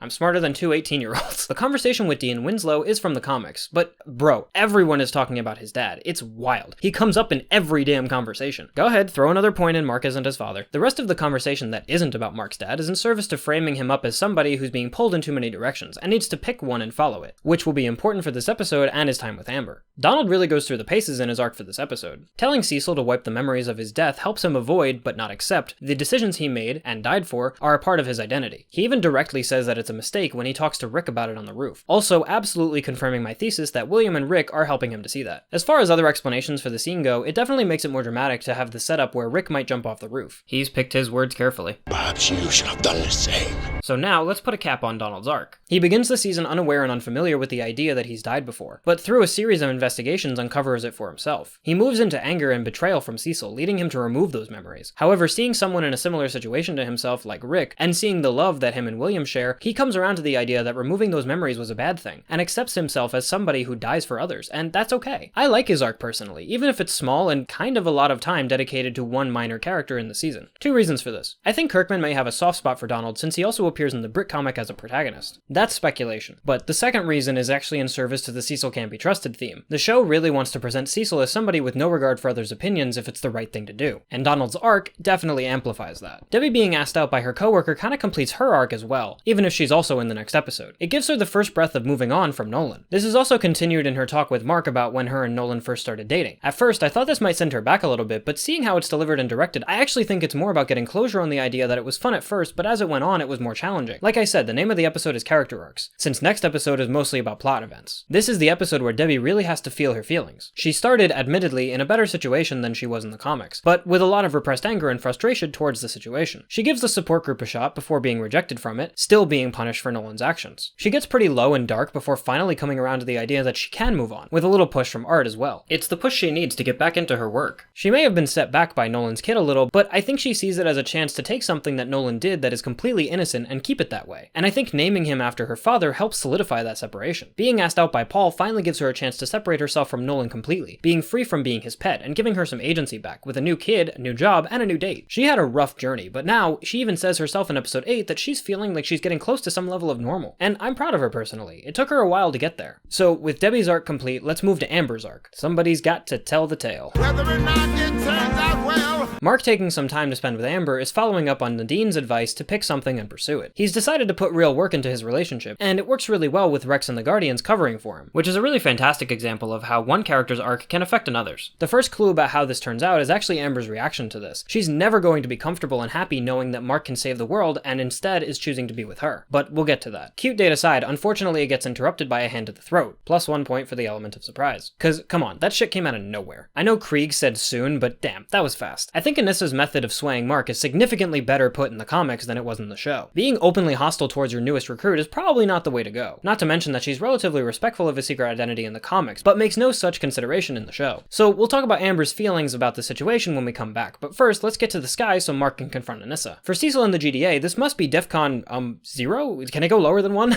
With the destruction that Nolan did, and he spent years here as a human, amplified through an absolute zealot of the Empire, let's talk about scary. Right back to Earth is defenseless, am I right? Chicago only really got talked about a little bit in the beginning of this season, but circumstances are so dire that Cecil name drops it again. This element specifically I think works better in the show. Cecil was hardly a consideration in the comics, not actually having any visual panels when it was happening. Aside from Cecil's involvement and the dialogue therein, it's mostly the same. Oh, except her calling him the son of Nolan? Great. Did we need any more points in the Mark isn't his father theme? Yeah? No? Yeah? Okay, yeah. Throw one in there. I mean, hell, add 2. I mean, why not, right? Okay, I'm taking this lightly, but let me explain. This comment isn't in the comics. It was added specifically to give some contrast to Mark and his father. All the points we have been throwing into this folder are going to be very important for the finale and what that does to Mark. So it's good that we have a lot of sources to draw on. I'm just making jokes about it because, like, come on, man, I'm drowning in points here. Let's keep going. I think the continued involvement of D.A. Sinclair is an interesting choice as well. In the comics, after getting captured in issue 37, he only shows up one time in issue 47, immediately before the Reanimen are revealed again in issue 49. Especially with how the Reanimen were used to try to defend Earth from Omni-Man in season 1, the show is attempting to paint them in a more neutral light than straight up bad. I think this will be something worth mentioning in season 3, but I wanted to mention it here as well. Moving right along, I wonder if Mark didn't kill the kaiju in the way Anissa did because he didn't think in terms of killing like she does. This is supposed to be a display that she's stronger than him, but to me it just kind of shows a difference in thinking. Alright, let's see. Mostly the same.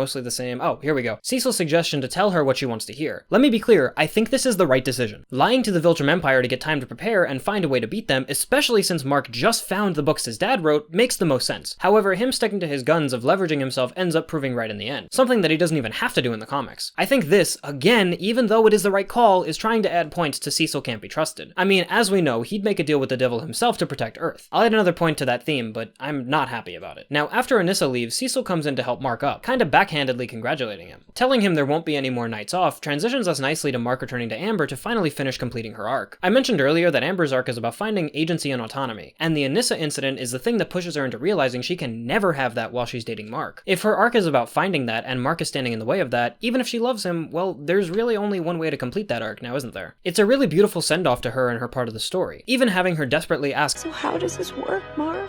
and neither of them having answers. It's really touching, even for those who still don't like Amber. And so, we complete Amber's arc. The only time we see her in this season after this is when Mark considers talking to her in episode 8, but decides against it. She began her journey understanding the deal of dating a superhero and the responsibility that comes with it. But as the season went on, she saw what that actually meant. She began to realize that it may not be right for her. Despite this, her and Mark came together to try harder and harder, only resulting in her confirming her fears about losing her autonomy, and putting Mark in a situation where he'd have to save her instead of saving the world. And ultimately, she came out of the situation with a greater sense of self-worth than she had when she started, realizing that even if her life isn't significant on a galactic scale, it doesn't mean nothing. And so, her relationship with Invincible just isn't compatible. I think this arc is really fantastic to give a love interest for a superhero. It's part of the unfortunate situation for those who end up loving powerful people, and I think it's done really beautifully, and gives a really fantastic send-off to this character. Angstrom calling Mark through his mother's phone. Firstly, element of surprise. And I think this works far better than calling Eve's phone and having her hand the phone over to him. It just seems more streamlined, and, well, yeah, surprising. The stuff with Anissa and Alan is the same, so finally, Angstrom's return. I thought you were stronger. The episode title for the Season 2 finale, I Thought You Were Stronger, comes from issue 33, right after Mark accidentally kills Angstrom Levy. The episode opens with Nolan destroying a bunch of robots and guards in his Viltrumite prison. Krieg, you came all the way out here for me? Impressive. You know I wouldn't miss this. You flatter me. All that happens in the last few pages of issue 46. We then get a jogger almost puking on the street as Mark enters the atmosphere to arrive at his house. You'll feel. Are you fucking kidding me, bro? The finale of the season. The show already revealed we were fighting Angstrom Levy, who gave us by far the best title drop of the entire season. And we get some literal nobody. The Amazon cast page has him listed as Jogger. Some jogger telling us that he's gonna be invincible? Someone explain to me what dramatic feel this is supposed to establish, because I can't, and that's my whole fucking job. F tier. F tier. I'm making a new tier for it. God damn it. Hold on now, I'm not done yet. Could you imagine if Mark walked into his house and Angstrom Levy said something to the effect of, "Your brother's more resilient than I anticipated. But how about your mother? Do you think they're..." Like, come on, you had all the pieces right in front of you. Ugh. Anyway, Angstrom holds Deborah and Oliver hostage in a bedroom in the comics, but in the living room in the show. He also doesn't hold her by her neck, he just keeps an arm around her and she's already bruised and battered, so he's been at this for a bit. This encounter starts at the very tail end of issue 32, allowing the comic audience to see the reveal before having to wait another month to see how it plays out. The beginning of the conversation is kind of a show exclusive. There's definitely nothing about Mark Grayson being a risk taker in the comics. He also doesn't block any signals when Mark shows up. He made me call you! He said he'd hurt us if we didn't! He was talking to me. Let them go! Did you know your identity is public in almost half of the realities you exist in? So careless. You really don't remember who I am. When we met before, you hadn't done this to me. Oh, God. You're that guy. That guy? That's all you remember of me? That I was that guy? I am Angstrom Levy, and you made me into a monster. You did this! I was gonna save the world. I had the best doctors in a dozen dimensions, but even they couldn't fix this! Come get me. In the show, he throws Debbie and Oliver onto the ground, but in the comic, he kind of backhands Debbie. In the show, he's a little bit more measured about lunging at Angstrom, but in the comic, it's a really impulsive decision. In the comics, they're already eating a dinosaur when Mark arrives. The conversation is actually really accurate, with "Egads, it speaks" being my favorite line of the encounter, and Angstrom saving Mark happens as well. Welcome back. I like your brother's color. You know, I haven't encountered him in any other reality yet. Isn't that interesting? If you hurt him, I swear I'll... You'll what? Kill me? Of course you would. Your little family is safe. As long as I don't determine that the only way to hurt you is to hurt them. So do them a favor and die. No! Mark getting teleported to the next dimension is the next beat as well, except the comics actually have it be Spider-Man, not this knockoff. I mean, it's hard to tell since he's off screen except for his arm and leg here, but there's not really any mistaking it. Another fun note for the show is that Spider-Man is voiced by Josh Keaton, who is the voice of Spider-Man in the Spectacular Spider-Man series. Truly perfect casting. The next beat is cutting back to Angstrom talking to Debbie and Oliver. You're okay, Oliver. It's gonna be okay. There's no way to know that for sure. What kind of mother lies to her son like that? And speaking of, don't. I've got a dimension all picked out where the ground is 8 stories lower than it is here. It departs when Mark begins apologizing and pointing out that Angstrom tried to stop the Maulers from killing him. This happens in the comics, but the words don't line up, and it's a bit more dramatic in the show. He also doesn't specifically say sorry in the comics. That's not the face of an apologetic man. Angstrom taunts him about how much he hates him and he's going to kill his family, and then every version of Mark from every dimension, and then portals Mark away. The show is very different, where he portals Mark away and then begins questioning his memory of the events. We get to see different versions of his memories, like the Omni-Man and Mark combo from the opening of the season, and his mutilation in episode 1. Then some new content with Angstrom's son and his pet fox chainsaw. I'm gonna spoil something here, so go to this time if you don't want spoilers for these issues.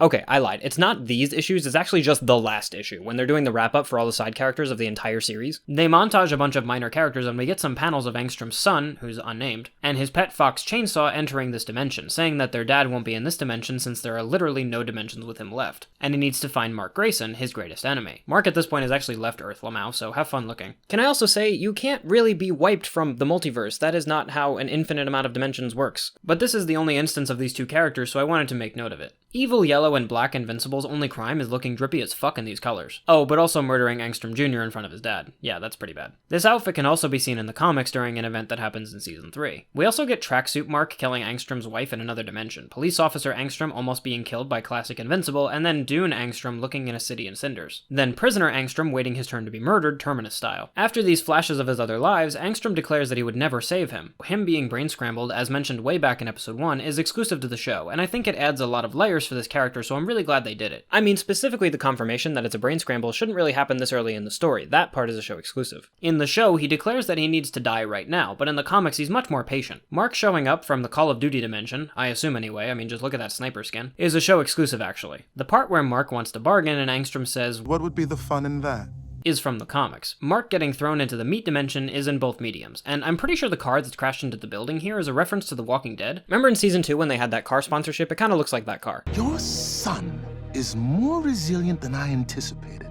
The next beat in both mediums is Debbie fighting back. In the comics, Debbie hits him over the head with a lamp, while in the show it's a pot. The bit about him not being aware of how long he can go with food is exclusive to the show. In the show, she cuts his chest with a piece of glass, but she doesn't do this in the comics. And she doesn't get to run either before Angstrom breaks her arm. Not very smart. Is not very wise in the comics. And Angstrom doesn't use Mark as a way to disrupt her in the comics. Angstrom making Debbie a guilty party instead of an innocent one is unique to the show too. Debbie saying that Angstrom is the villain is a conversation exclusive to the show, and that's why she gets her arm broken, not because of the physical attack, but the mental one. And Angstrom specifically threatening Oliver isn't in the comics as well. Quick aside, I thought when he held Oliver by the leg here, he was going to beat Debbie to death with him, which would have been like literally the most fucked up thing I've ever seen in my life. So I'm really glad they didn't, but holy fuck, could you imagine? I'm gonna make you hurt. I'm even gonna make this child hurt. So he opens another portal as soon as I come out, with no gap in between them. I have no idea what he's done to my mom or my brother.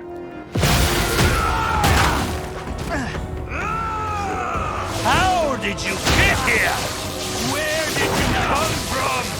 No, I mean, you're a man who dresses like a bat, and your name is... You know, I mean, like, don't you think that's kind of lazy?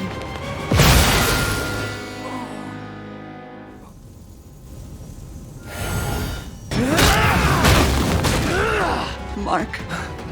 Mom. What did you do to her? You remember those doctors I told you about? The ones who rebuilt my body? They also improved it! Why do you think I sent you across the multiverse? Why do you think I was softening you up?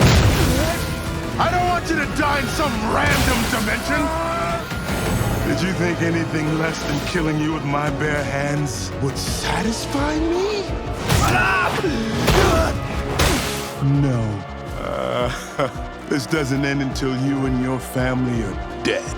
Stop threatening my family! We depart from here, as Mark is much more talkative in the show, while in the comics he just silently and brutally covers himself in Angstrom's blood. Not quite as violent as in the show, though. I thought you were stronger. Mark says "oh god" after this in the comics though, and that's the last panel of issue number 33. Gotta mention before we continue that Mark still has his mask when he lands some hits on Angstrom for the first time, and loses it in their fight, but in the show he loses it in the Mad Max universe. The GDA arriving at Mark's house is a show exclusive. Debbie and Cecil don't have a conversation about Angstrom at all in the comics, although when Mark returns to his home dimension, his mother and brother are being seen by doctors at the Pentagon. Oh god, oh god, oh god. I had to. I didn't have a choice. I had to kill him. He tried to kill me. He was gonna kill my mom and my brother. He made me do it. It was an accident, but he made me do it. I didn't want to kill him. I did it. I had to. I wanted to kill him. What does that make me? I thought he was stronger. He told me he was stronger. I wanted to kill him, but I didn't know if I could. Oh, God. Where am I? He took me here and I killed him. I'm stuck here. I can't get home now. I'm gonna die here. Extreme Levy. I kinda won. Cutting away from Mark's madness, we go back to Nolan. The council states that in order for a Viltrumite to be executed, he must be whole and intact, worthy to stand and face the end of his life at full strength. But they say nothing of bruises. Return him to his cell. Yes, General Krieg. Wait. Sir, please. I've looked up to you since I was a child. Don't make me hurt you. I merely wanted to stand. I'll walk out of here on my own. Don't try anything. I accepted my fate long ago. Move, scum! Holy crap, my plan worked! What? Remember me? Yes. Why are you here? Face front, you Nobin. Talk soon. We're getting to the point of the show where I don't even need to talk anymore. I love it. Nothing. As far as the eye can see, nothing. You've really done it this time, Mark Grayson. Just keep on ignoring the fact that you killed someone. That's helping you keep it together. Although I don't think talking to yourself is the best thing right now. But it's not like you got anyone else to talk to, right? So there's gotta be a way home. There has to be. Somewhere on this planet, there's gotta be something. Maybe something on Angstrom's body. Maybe his body could somehow still... Whoa. Mark, you look terrible. Eve, is that you? Yes, just not the me you know. Not anymore, at least. I'm sorry, I don't understand. I did something horrible. We know. The only logical reason for you to be stuck in this dimension would be if you injured or killed Angstrom Levy during your fight. We knew this long ago. It just happened. Maybe for you. For us, it was 20 years ago. It took us that long to find this dimension. Luckily, by that time, there were 4 working time machines in Guardian custody. The world we come from, the world where you've been missing all these years, it's not good. We've already said too much. Any more and we could disrupt the time stream. Mark, I'm opening a portal that will send you home. Oh, thanks. I don't know if I would have survived here. Mark, wait. I love you, Mark. I have for a very long time, and when you disappeared, I was devastated. Eve, No, don't tell me. Tell her. Tell her you love her. Or tell her you don't love her. Just tell her something. Tell her something so that she can go on with her life. Now go. I suppose you weren't paying attention when we discussed not damaging the time stream. Shut up, Rex. Mark returning to his home dimension to see the first responders there is from the comics too, but it's during the night, not during the day. In the comic, he reconciles with Amber and Eve, who, again, he was seeing right before this incident happened in Africa, and then Cecil tells him his family's at the Pentagon, so he goes there. At the Pentagon, the scene in the comics is much shorter than in the show. In the show, he asks Cecil about his family, but in the comics, he just talks to Cecil about Angstrom, and sees his family on the next page. Him crying in the arms of his mother is a show exclusive. In the comics, he's distraught about the fact that he couldn't stop Angstrom from hurting her. Cecil's conversation on the roof proof with Mark is exclusive to the show, but he does tell Mark that he shouldn't beat himself up over killing him in this page of the comics. Mark doesn't go on about losing control, that's unique to the show. The only time the topic of losing control comes up in the comics is when he almost kills D.A. Sinclair with his Viltrumite bitch slap a few issues later in issue 37. Anyway, the conversation they have, if I can sum it up, is basically Mark insisting that he did a bad thing and Cecil trying to cut him some slack. I understand Mark being hard on himself, I really do, but I kind of feel like there's some office politics that have to be played to make yourself not sound like a psychopath to the person who's literally responsible for Earth's security. The next scene of Rudy apologizing to Monster Girl for his learning curve of being a human is exclusive to the show. She gives her blessing for him to fix her, which kind of happens in the comics, but it's extremely casual. Like, yeah, if you want to try it, then go for it. They never really have a big blow-up fight like this in the comics, since Rudy doesn't actually obsess over it in comic land. The next scene of Immortal going up to his cabin in the mountains is from issue 46, and it plays out exactly like it does in the show, except notably the show makes this Kate 0, and the comics keep this as Kate 1. In the show, she returns because she loves him or something, I don't know. But in the comics, Kate returns because she needs Immortal's help stopping her brother, thinking he'll do something stupid. Although she does say that she trusts him now, so it's not like she only showed up because she needed him. The scene of the archaeologist finding Cahor is a show exclusive. Cahor is a show exclusive character, actually. I must inhabit a living male host. That's sexist. Alright, so the curse is sexist, not Cahor. We don't need to cancel him. I'm sure he'd love to inhabit your body if it meant he could escape. It almost sounds like a Family Guy sketch. I must inhabit a living male host. What's wrong with women? What? Oh, nothing. I just need to be strong. I can lift a small truck, as I just said in the show. Okay, but men can lift big trucks. Anyway, Mark flies through the sky, flashing back to his memories with his father. This is exclusive to the show, and I've never expressly said that themes should be felt not said, but do we really need this? Like, do we really need it to be spelled out that Mark is worried about becoming his dad? It's not like we haven't heard that in every episode of the season. I really do love this shot of him feeling guilt and looking at his hands to see blood. That is what he should be feeling guilty over. The rebuilding of the house happens in issue 35, immediately after the Angstrom incident concluded in issue 34. April rolls up with Oliver in the show, but in the comic it's the first time we're introduced to her. Visual differences time. Debbie's sling is much more traditional in the comics, and much more secure in the show. This is probably because the way her arm was broken in the show was right in the middle of her forearm, not at the elbow like in the comic. There's no PTSD or hesitation from Debbie or Mark as they enter into the house. The conversation the two have at night is also unique to the show. Mark deciding to quit college is exclusive to the show. He does stop going to college, but it's under different circumstances. I'm gonna spoil things that happen in season 3, so if you haven't seen it, skip to this time.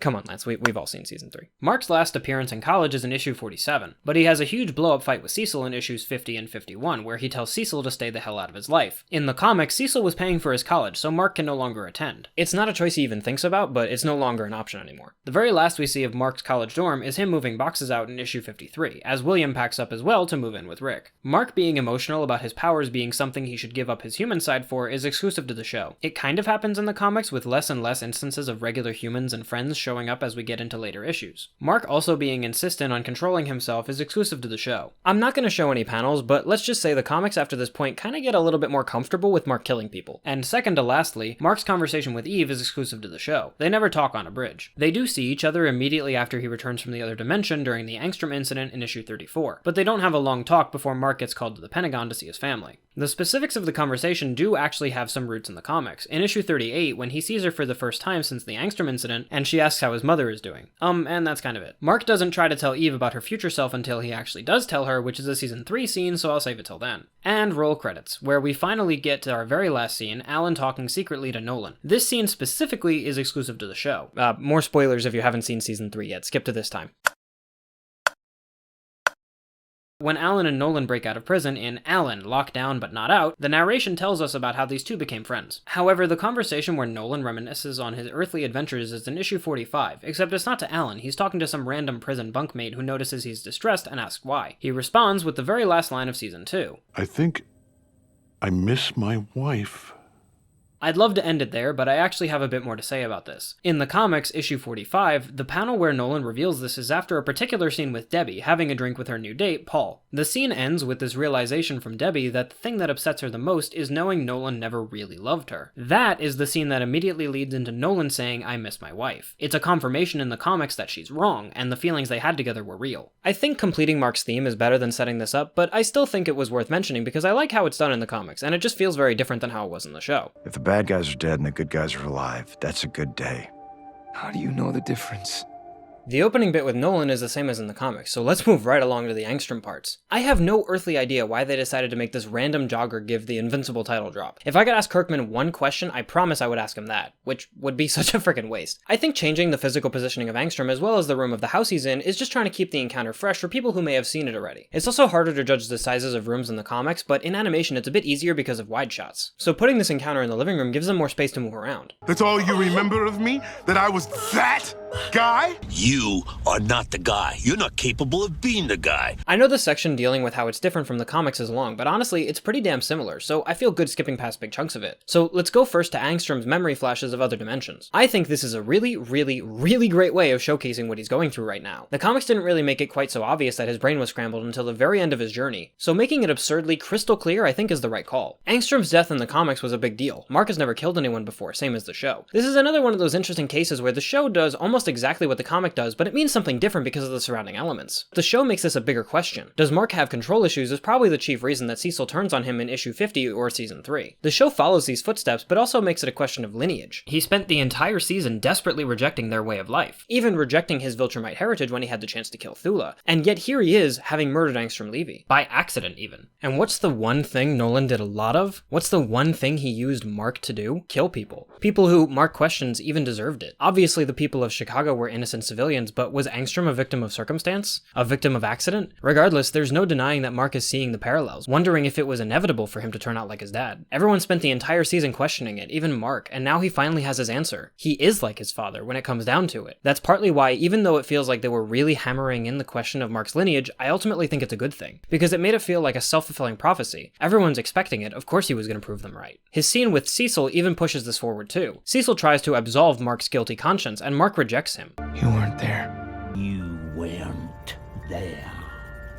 Switching gears now, while most other characters got to resolve their arcs last episode, Rudy gets to resolve his in this episode. His conversation with Amanda helps him finally come full circle, or full half circle, arc, get it? To understanding that even if he can solve problems, people aren't quite a problem to solve. He started this journey in season 1 with turning himself into a human in the first place. After that, the unexpected realities of being human began getting in the way, and first he had to resolve that. However, resolving that wasn't the end, because while it did pay off in combat, it did not help him navigate the interpersonal relationships he had formed. And in the end, he realizes this, and apologizes even, putting him and Amanda in a really good place for next season and the future seasons to come. Immortal completes his arc with Kate in this episode as well. His arc wasn't terribly developed, but there's still a bit to be said about him and Kate both learning how to trust each other, being that they're both people who are in an interesting position in regards to death. It's also kind of interesting because this scene in the comics is in issue 46, and without going too into it, the rest of that issue happens in season 3. He began his journey dead, for the second time, from Omni-Man, and even if it didn't happen this season, I think it's important context to have. After getting put on the team and having a lack of empathy or care for those who are on it, he gets with Kate, which doesn't really affect his mood a whole lot until she dies, and his feelings about losing another person who he's close to, who might finally understand him, push him to quit the team. After everything seems down for him, he finally finds her again, and even if we don't quite see him easing up on anybody, he displays more emotion with Kate than anyone else, and I think that's worth noting. Again, not the biggest of an arc for a character, but any growth is good growth. I wish I had, anything to say about the Cahor scene. I really don't know what any of it means since it doesn't have any comic equivalent, but I guess I'm loosely excited. I can speculate a little, I guess and kind of hope that if Cahor needs to inhabit a male host to return, he actually might inhabit Mark, and is able to give a spin to a familiar storyline from the comics. I'm not sure which storyline that would be, or which one would even be best, but it's kind of neat. I don't know, here's hoping. Now, the Grayson family returning home. Good to be home, right, Oliver? No, I don't think the Graysons are particularly happy to be home. Mark's conversation with Eve isn't really so much in service to her arc, especially since we kind of already ended it. Her arc was definitely a journey, and it didn't really quite have an ending, so I guess we'll have to see what season 3 did with her. Much like Mark's, I have a feeling she won't just go on one character arc. She'll probably go on multiple in the course of her entire story. And now finally, Nolan tells Alan that he misses his wife instead of a random nobody that literally never appears again in the comics. So why did they make this change? I'm not gonna answer that, I'm sure you can figure it out. It is interesting ending the season on this note though. Season 1 had a much more solid, almost obvious place to end, seeing as Kirkman wrote issue 13 as the finale to the comic. I imagine there was a lot of different conversations in the writers' rooms about where to end season 2, given that there isn't really a place that they thought the comics would end past issue 13. So here's what I think happened. The extras make it very clear that they were already planning season 3 at the same time they were planning season 2. And so I think because issue 50 was such a big deal in the comics, they wanted to make it so that was the opening to season 3. And they just kind of got as close as they could to then. And this was actually the biggest thing that happens to any one character as far as what it means for them emotionally, which I think is thematic like of the entire season, since this entire season is kind of less plot-driven and more character-driven. The scene also completes Nolan's arc for this season, even if it was a smaller background one. He pops up again in episode 4, but his journey really begins in season 1. He was a zealot for his empire before giving into his humanity above that. Since then, he's been aimless and given the purpose of the Thraxans again in episode 4, and maintaining that purpose right up until he's captured. Surrounded by his culture once more, he reverts again to accepting his execution for his human decisions. It isn't quite until you add in the extra element, Alan the alien, that Nolan opens himself up to the idea that being a human may not be the worst thing in the world. And that ends his arc for the season, giving us the first steps of rejection from the Empire once more. His arc is going to continue into season 3 and likely way beyond that, but much like season 1 laid the groundwork for Rex's arc in this season, I think this season lays the groundwork for additional larger changes in Nolan for the upcoming seasons. You're not him. You weren't there. I have a lot to say about this season, so let's get started. Let's actually start with something I had the idea for in season 1, but didn't have the time for. In season 1, there is a lot of jumping around from issue to issue, and I really wanted to track which issues were used across the whole season. Quick disclaimer, these are things I talk about being references to in the show, not always directly taken scenes. So for season 1, the show went through or used inspiration from issues 1, 2, 3, 6, 7, 8, 25, 102. Then 4, 5, 9, 13, 16, 20, 71, and 93. 10, 15, 17, 18, 19, 21, 28, 36, 39, 50, 37, 40, 51, 58, 22, 24, 27, 31, 47, 80, 12, 26, 30, 32, 34, 35, 38, 130, 11, and 14. Even though we have a handful of issues from way later in the comic run, I think the farthest in the comic that season 1 adapts a scene from is issue 47, because of the end of the season teaser with D.A. Sinclair. However, the season acts like this season finished at issue 13. And now season 2 as well. Throughout this very video, we talked about how season 2 went through and used inspiration from issues 1, 2, 4, 5, 7, 8, 10, 12, 13, 14, 15, 16, 17, 18, 20, 21, 22, 24, 30, 42, 47, 25, 26, 31, 32, 36, 37, 38, 39, 44, 48, 51, 58, 104, 23, 66, 80, 27, 28, 29, 50, 143, 3, 19, 35, 40, 41, 33, 43, 45, 46, 49, 97, 34, 60, and 103. Aside from the one spoiler I mentioned in issue 143, the extra context of issues 103 and 104, the comic convention scene technically adapted furthest into the comics at issue number 97. Less technically, issue 48 is the furthest scene we get into the comic run, because of Rick's horrific flashbacks, and this is also where the season acts like it ends, since season 3 takes significantly from issue 48 and on. Really happy I could do that. That is a lot of issues. It's really interesting that even though we have a whole season between them, the furthest point we get in the comics doesn't actually change from season 1 to season 2. Well, barely change. It goes to show how much jumping around in season 1 they did, while season 2 kind of put everything back in order, even if it took quite a lot of issues to do it. And now back to the actual conclusion and analysis for season 2. I'd like to refer you to this image. Season 1 and season 3 are obviously monoliths, but there has to be some connective tissue, and I think season 2 fits the role of the bridge between the stories really well. I'd now like to talk about why season 2 is considered worse than season 1. Firstly, the animation. When you put images of season 1 and season 2 side by side, you can absolutely see that there's a decrease in quality. I think it has something to do with the shaders that are used even in just the talking scenes. But with that said, there are definitely gorgeous scenes from season 2, especially in episodes 1, 4, and 8, which are the biggest episodes since it's the intro, outro, and Omni-Man episodes of the season. But even still, people commonly say that season 2 had a lower budget than season 1. Me and my researchers did all the digging we could, but guys, you cannot find information about budgets for these kind of shows. They don't exist to people who aren't on the production. And there's no official statements or interviews from the executive producers about how much each season costs. So while it's easy to say, oh, obviously one looks better than the other, there must have been a cut in the budget, this season also had some really big names attached as actors, which I would consider a step up from season 1. Daveed Diggs, Peter Cullen, Rhea Seehorn, makes me feel like, what do you mean the budget got cut for this one? Other than that, I think there was significantly less action in this season, and nothing that really compares to the emotional weight of Omni-Man and Mark fighting each other. You can have Rey Skywalker fight 1,000 Palpatines, and it won't be as heart-wrenching as one fight between Luke and Darth Vader. Maybe I'll talk about Star Wars someday. Would you guys watch that? Other than that, I defer to the thumbnail of this video. It's because of the character arcs. I think season 1 was easier to follow because it was more plot-driven than character-driven. I already mentioned that season 1 was much more interested in plot than characters, and I just think the US government trying to stop Omni-Man is more interesting than is Eve using her powers most effectively. I mean, hell, even to compare the same character's story, I feel like Rudy becoming a human clone to impress this kind of 12-year-old girl he met is just meatier than Rudy has to learn to control his fear responses. I also think that J.K. Simmons is truly an audience favorite, so having him in more episodes with a role that everybody is kind of familiar with, a hard ass with the soft spot, really sets the show up for success. Even in the extras, they said that they workshopped a lot to try to get Omni-Man back into the show as soon as possible. So aside from Omni-Man, last season we began developing characters, but establishing who people are and following through on their stories are two different tasks, and one can be monumentally harder than the other. Finding new ways to torture, reward, hate, or love your characters can be a real challenge. So let's go by the numbers. Season 1 established 3 main story themes and introduced all of our characters. Season 2 worked with 3 main story themes, spillover from the themes of last season, and 8 character arcs. It's a lot to juggle, and I think for comparison, telling a story of how D.A. Sinclair abducted some college students and mutilated them is much more concrete of a story than getting one piece of maybe 3 characters' journey. This also may be personal preference, but I think I liked the themes of Season 1 better than Season 2. The element of surprise is a really fun and ongoing theme to play with, but it doesn't really amount to anything. Not at all like the Earth is defenseless. Give that one a gold star, I fucking love that one. Really brings my existentialism to the forefront of my brain. Cecil Can't Be Trusted is kinda parallel to Nolan's Humanity, in that it's definitely gonna be used for later. The difference here is that Nolan's Humanity ended up being key to the finale of Season 1, with it making a real difference in Chicago. Cecil Can't Be Trusted didn't really have a payoff, yet. It was establishing things for Season 3, which again isn't a coincidence or even speculation given how much they talk about Season 3 in the extras. And finally, Mark is Not Invincible is a parallel to Mark Isn't His Father for 3 reasons. Firstly, it's a main theme about Mark, not uncommon since he's the main character. For 2, it details his mental journey throughout the series, and is actually answered at the end of the season. And for 3, just like the last season, I have lied to you all about this theme.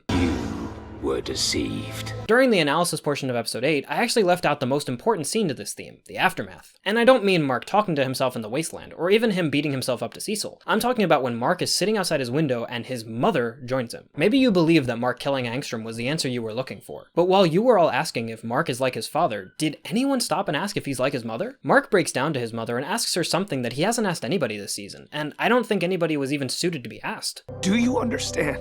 Do you understand why he needs to control himself? Do you understand why he's having trouble moving on from his past? Do you understand how having a normal job and a normal life is difficult? Do you, Debbie? Do you feel how he feels? With your unresolved feelings of abandonment? With your inability to form new friends due to the mistakes of your past? With being unable to sell houses with a clear head? With being asked out for a date for the first time in years and instead having your family threatened in your own home? This entire time, everybody, and I really do mean everybody, was asking if Mark was going to end up like his dad, like a Viltrumite, like he was in the beginning of the season, like the kind of person who would paralyze Adam Eve or murder Angstrom's kid in front of him. I mean, hell, the entire reason Angstrom is after Mark is because he's so much like his dad in so many dimensions. The entire conflict of the season is due to Mark being like his father, even after he's rejected that way of life time and time and time again. But Debbie was going through almost all the same beats that he was going through. When the Viltrum Empire takes Nolan away for execution, he and Mark don't even share any of the same injuries. But when Mark sits with his mother on the roof, the two share a black eye. They look the same, they feel the same, they went through a lot of the same things, even around the same people. Debbie had her arc of not feeling like a pet, from removing herself from what Nolan was and what he stood for. And isn't that kind of exactly what Mark was trying to do this entire season? And with this final scene, this beautiful scene of someone, the only someone, who can finally relate and feel with Mark, we have our answer for this theme. Even though everyone was worried about it, Mark is most definitely not his father. He is not the son of a Viltrumite. He's the son of a human woman, one who understands him, one who can feel his pain and go through it herself.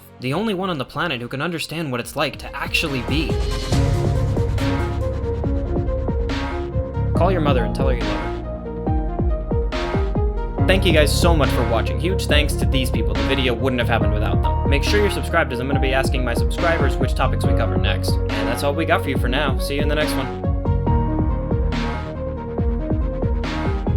Do you want to call cut? We'll wait till he calls cut. It's gonna be a while.